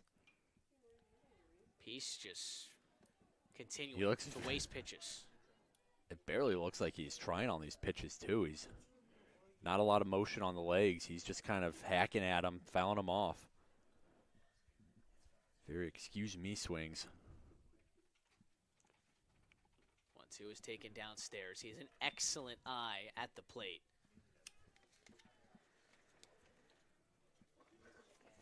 Peace 0 for 7 so far in the tournament. Looking for 1 swing to get him aboard here in the 9th. Chopper right side, pull side foul. So we'll have to do the 2-2 again. As he's just wasting everything in the zone here. All you got to do is get aboard, find a way. And for MSOE, just needing 3 outs. This one has been highly intense from the get-go. It was Marian who took a 2-run lead. MSOE bounced back for 2 in the bottom of the 3rd. They've led all the way since. This is an excellent play, Street. Can he make it? No. He cannot. Great. Man, how did he get to that baseball? Yeah, that was a great play just to get over there to begin with. But then, because he's a righty, you know, as most middle infielders are, but as a righty, to turn his body back towards first as he was running very much towards that right field line. Not an easy play, didn't make it, and we're going to get a pinch runner as well. That's number 23 going to first base, George Hawes Jr., a freshman out of Coal Valley. Lucas Lemons is going into hit here. So it's not 42. He was standing on deck, Booker. So you have Hawes over at first, and then, yeah, Lemons at the plate. Couple of changes here. Showing bunt, knocking off Radit. My assumption is that Booker would have came to the plate if there was nobody on base. But now they're going to Lemons here, and they want him to get a bunt down. Yeah, Booker, a little bit of a bigger guy, might have been a more power threat. 1-0. Lemons gets a bunt down right side, but that's going to skirt its way foul.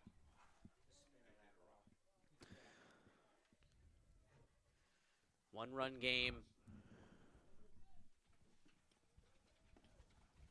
Tying run at first, nobody out. Lemon's going to look to get Haas Jr. on over into scoring position with Mark Jones and Gus Walker, the 2 clutch hitters, due up next. Bunt gets down.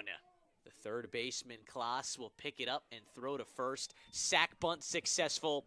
Tying run in scoring position. Here we go. Yeah, perfect. They gave second a look, but knew with the pinch runner too, Hawes, probably not going to get there. And like we were at, Mark Jones, Gus Wheeler delivered the clutch hits to end the last game. See if they got it in them again. Mark Jones tied the game. Waves and misses at an elevated fastball 0-1. He tied the game against Benedictine in the 9th inning. And then Gus Walker drove him in for the lead. Can they combine again here in the 9th inning? Down to their final 2 outs. Slash the other way, 0-2. It's all coming down to this. A trip to the semifinal. The winner of this one, a much easier route to the championship. They'll have 2 cracks at the semifinal. 0-2. Heads up. That's slapped the other way up against the sidewall. No balls and 2 strikes. Marian got 1 in the top of the 8th, but the tying run was cut down at the plate.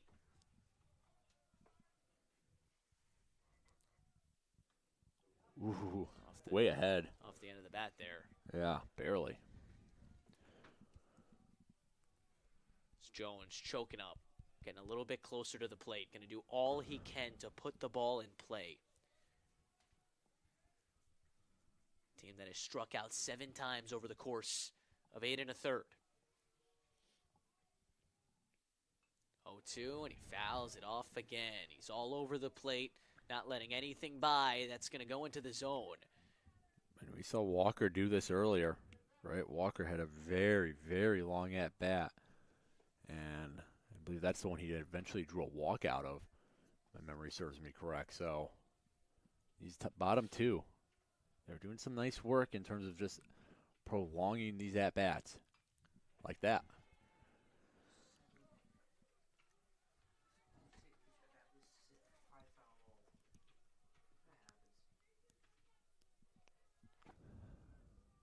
What a game. What a battle.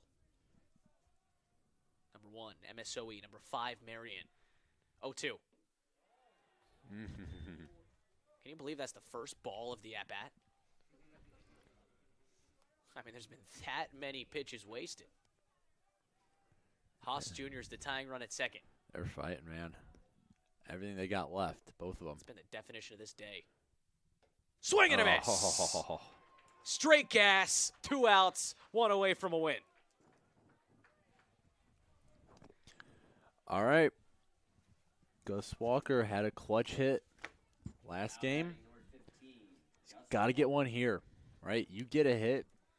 Obviously, we haven't seen Hawes yet in this game. You got to believe if Coach Badinger puts him in, he's got some speed to his game. Base hit can tie us up here. Or that hits him. That hits him.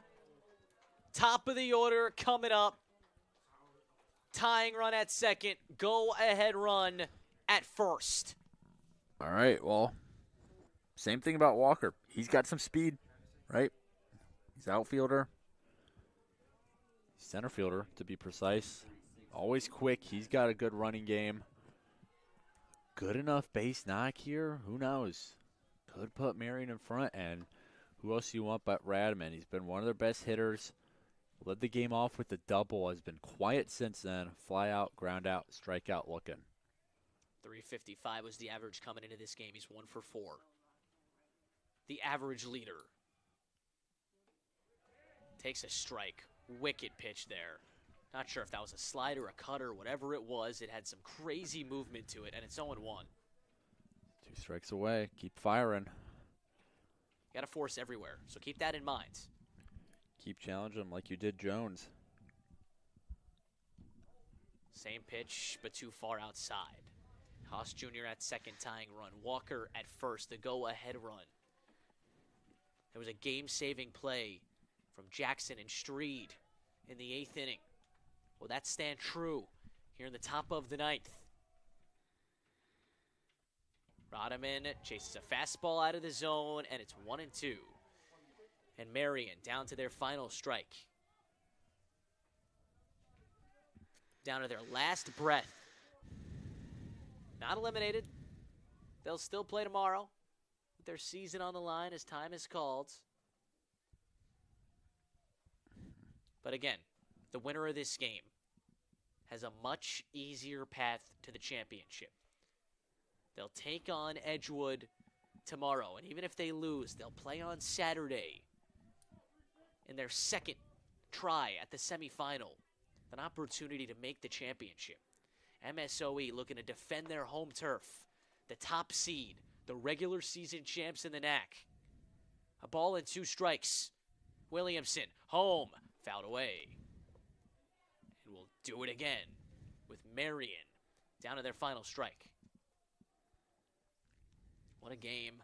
What a day of baseball here at Raiders Stadium. Reloading for another one, starting at 10 o'clock tomorrow morning Central Time. 1-2. Swing and a miss! MSOE hangs on. And the top seed in the NACC tournament is on their way to the semifinal tomorrow, taking on number 6 Edgewood. A nail-biting 4-3 win as Marian strands the tying run in scoring position and the go-ahead run at first. What a ball game, and what a day of baseball. Yeah, I'd say 4 for 4, right? Great pitching performance game 1. You had a great back and forth between Marian and Benny game 2. Then a crazy upset, number 2 Aurora falling to number 6 Edgewood. And yeah, this one, the first game to actually go the way that the seeds point towards, and it was still a really good game. Marian's a team, they got a lot of fight in them. I would not want to see this team right now, just like I want to see Edgewood. I wouldn't want to see any of these teams right now. 6 teams remaining here, whether they're on the verge of being eliminated or not, they're all very, very good baseball teams. So, yeah, tomorrow, again, you thought today was fun. Tomorrow's going to be great, right? You have, well, it's going to be great as a fan, right? 3 teams, though, they're going to go home. That's not great for them, but it's going to be fun to watch. All the emotion, all the desperation is going to be left out there. Teams knowing if we don't get it done, we're donezo. So this is going to be fun tomorrow. And, yeah, good game to end. I mean, MSOE, they showed why they're a great team, right? Pitched well, defended well, they ran well, right? They did a little bit of everything really well, and they gritted that one out. That's what you like to see out of the best team in the conference is when things get tough, when they challenge you, you can stand your ground. You can get the job done. And MSOE did that really well in this game. They got challenged. They got punched in the mouth. They responded. They showed why they're number 1. Again, the only upper seed to win today. I think that's got to mean something to this Raiders squad.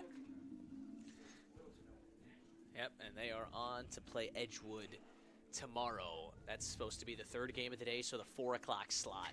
Obviously, that is all dependent on how the first 2 games go tomorrow. So we'll start at 10 o'clock tomorrow Central Time. Should be another fun day, a 4-game slate. Peter Nobby with you here on the Cougar Sports Network. We're going to step aside. Got a post-game interview coming your way to end a long day of baseball.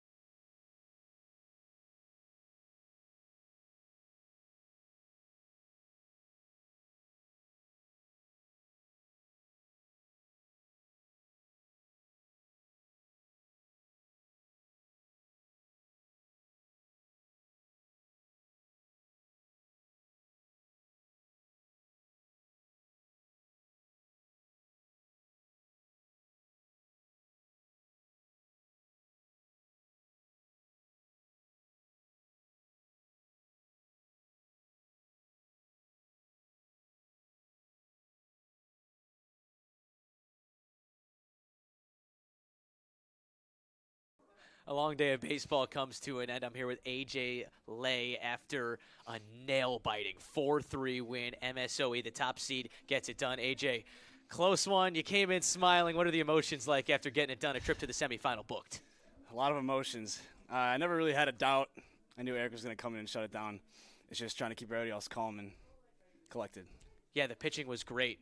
You're out there in left field. What'd you see from those three guys who combined to go all 9 innings and, of course, limit that very good and potent offense to just 3 runs? Can't say enough about those guys. Kellen came in, not necessarily with his best stuff. He was feeling a little hurt, but he came in and shoved it because he always does. And Jaden Hoffman coming out of the bullpen to shut it down is a great job. And then Eric, of course, never had a doubt in him. Absolutely. A lot of confidence in your guys, and rightfully so. Now, I want to talk about this team a little bit more, but first, you, 4 for 4 at the dish. You found the gap a few times. What'd you see at the plate here today against a really good pitcher who ended up going 8 innings, throwing 140 pitches? Yeah. We saw him earlier in the year in the first game, and I struck out to him my first at-bat, and I remember a lot of my past at-bats, so just kind of going back to that and taking pregame BP and talking with my coach. That's all it was. Absolutely. Well, you absolutely made an impact at the dish. Now, I want to talk about playing here at home. You guys earned the right to play here in the tournament. You're now 15-5 when playing on this field. What is it about your home turf? Defend the Taj. The Taj is everything. That's what we call it. Nobody comes in here and beats us in the Taj. Well, you guys are continuing to prove that. You'll play tomorrow in the semifinal against Edgewood. What's the mindset going into tomorrow? They're a hot team, but we'll shut them down. You hear the confidence here from AJ Lay on to the semifinal. AJ, enjoy this one. Thank We'll see you. tomorrow. Thank you.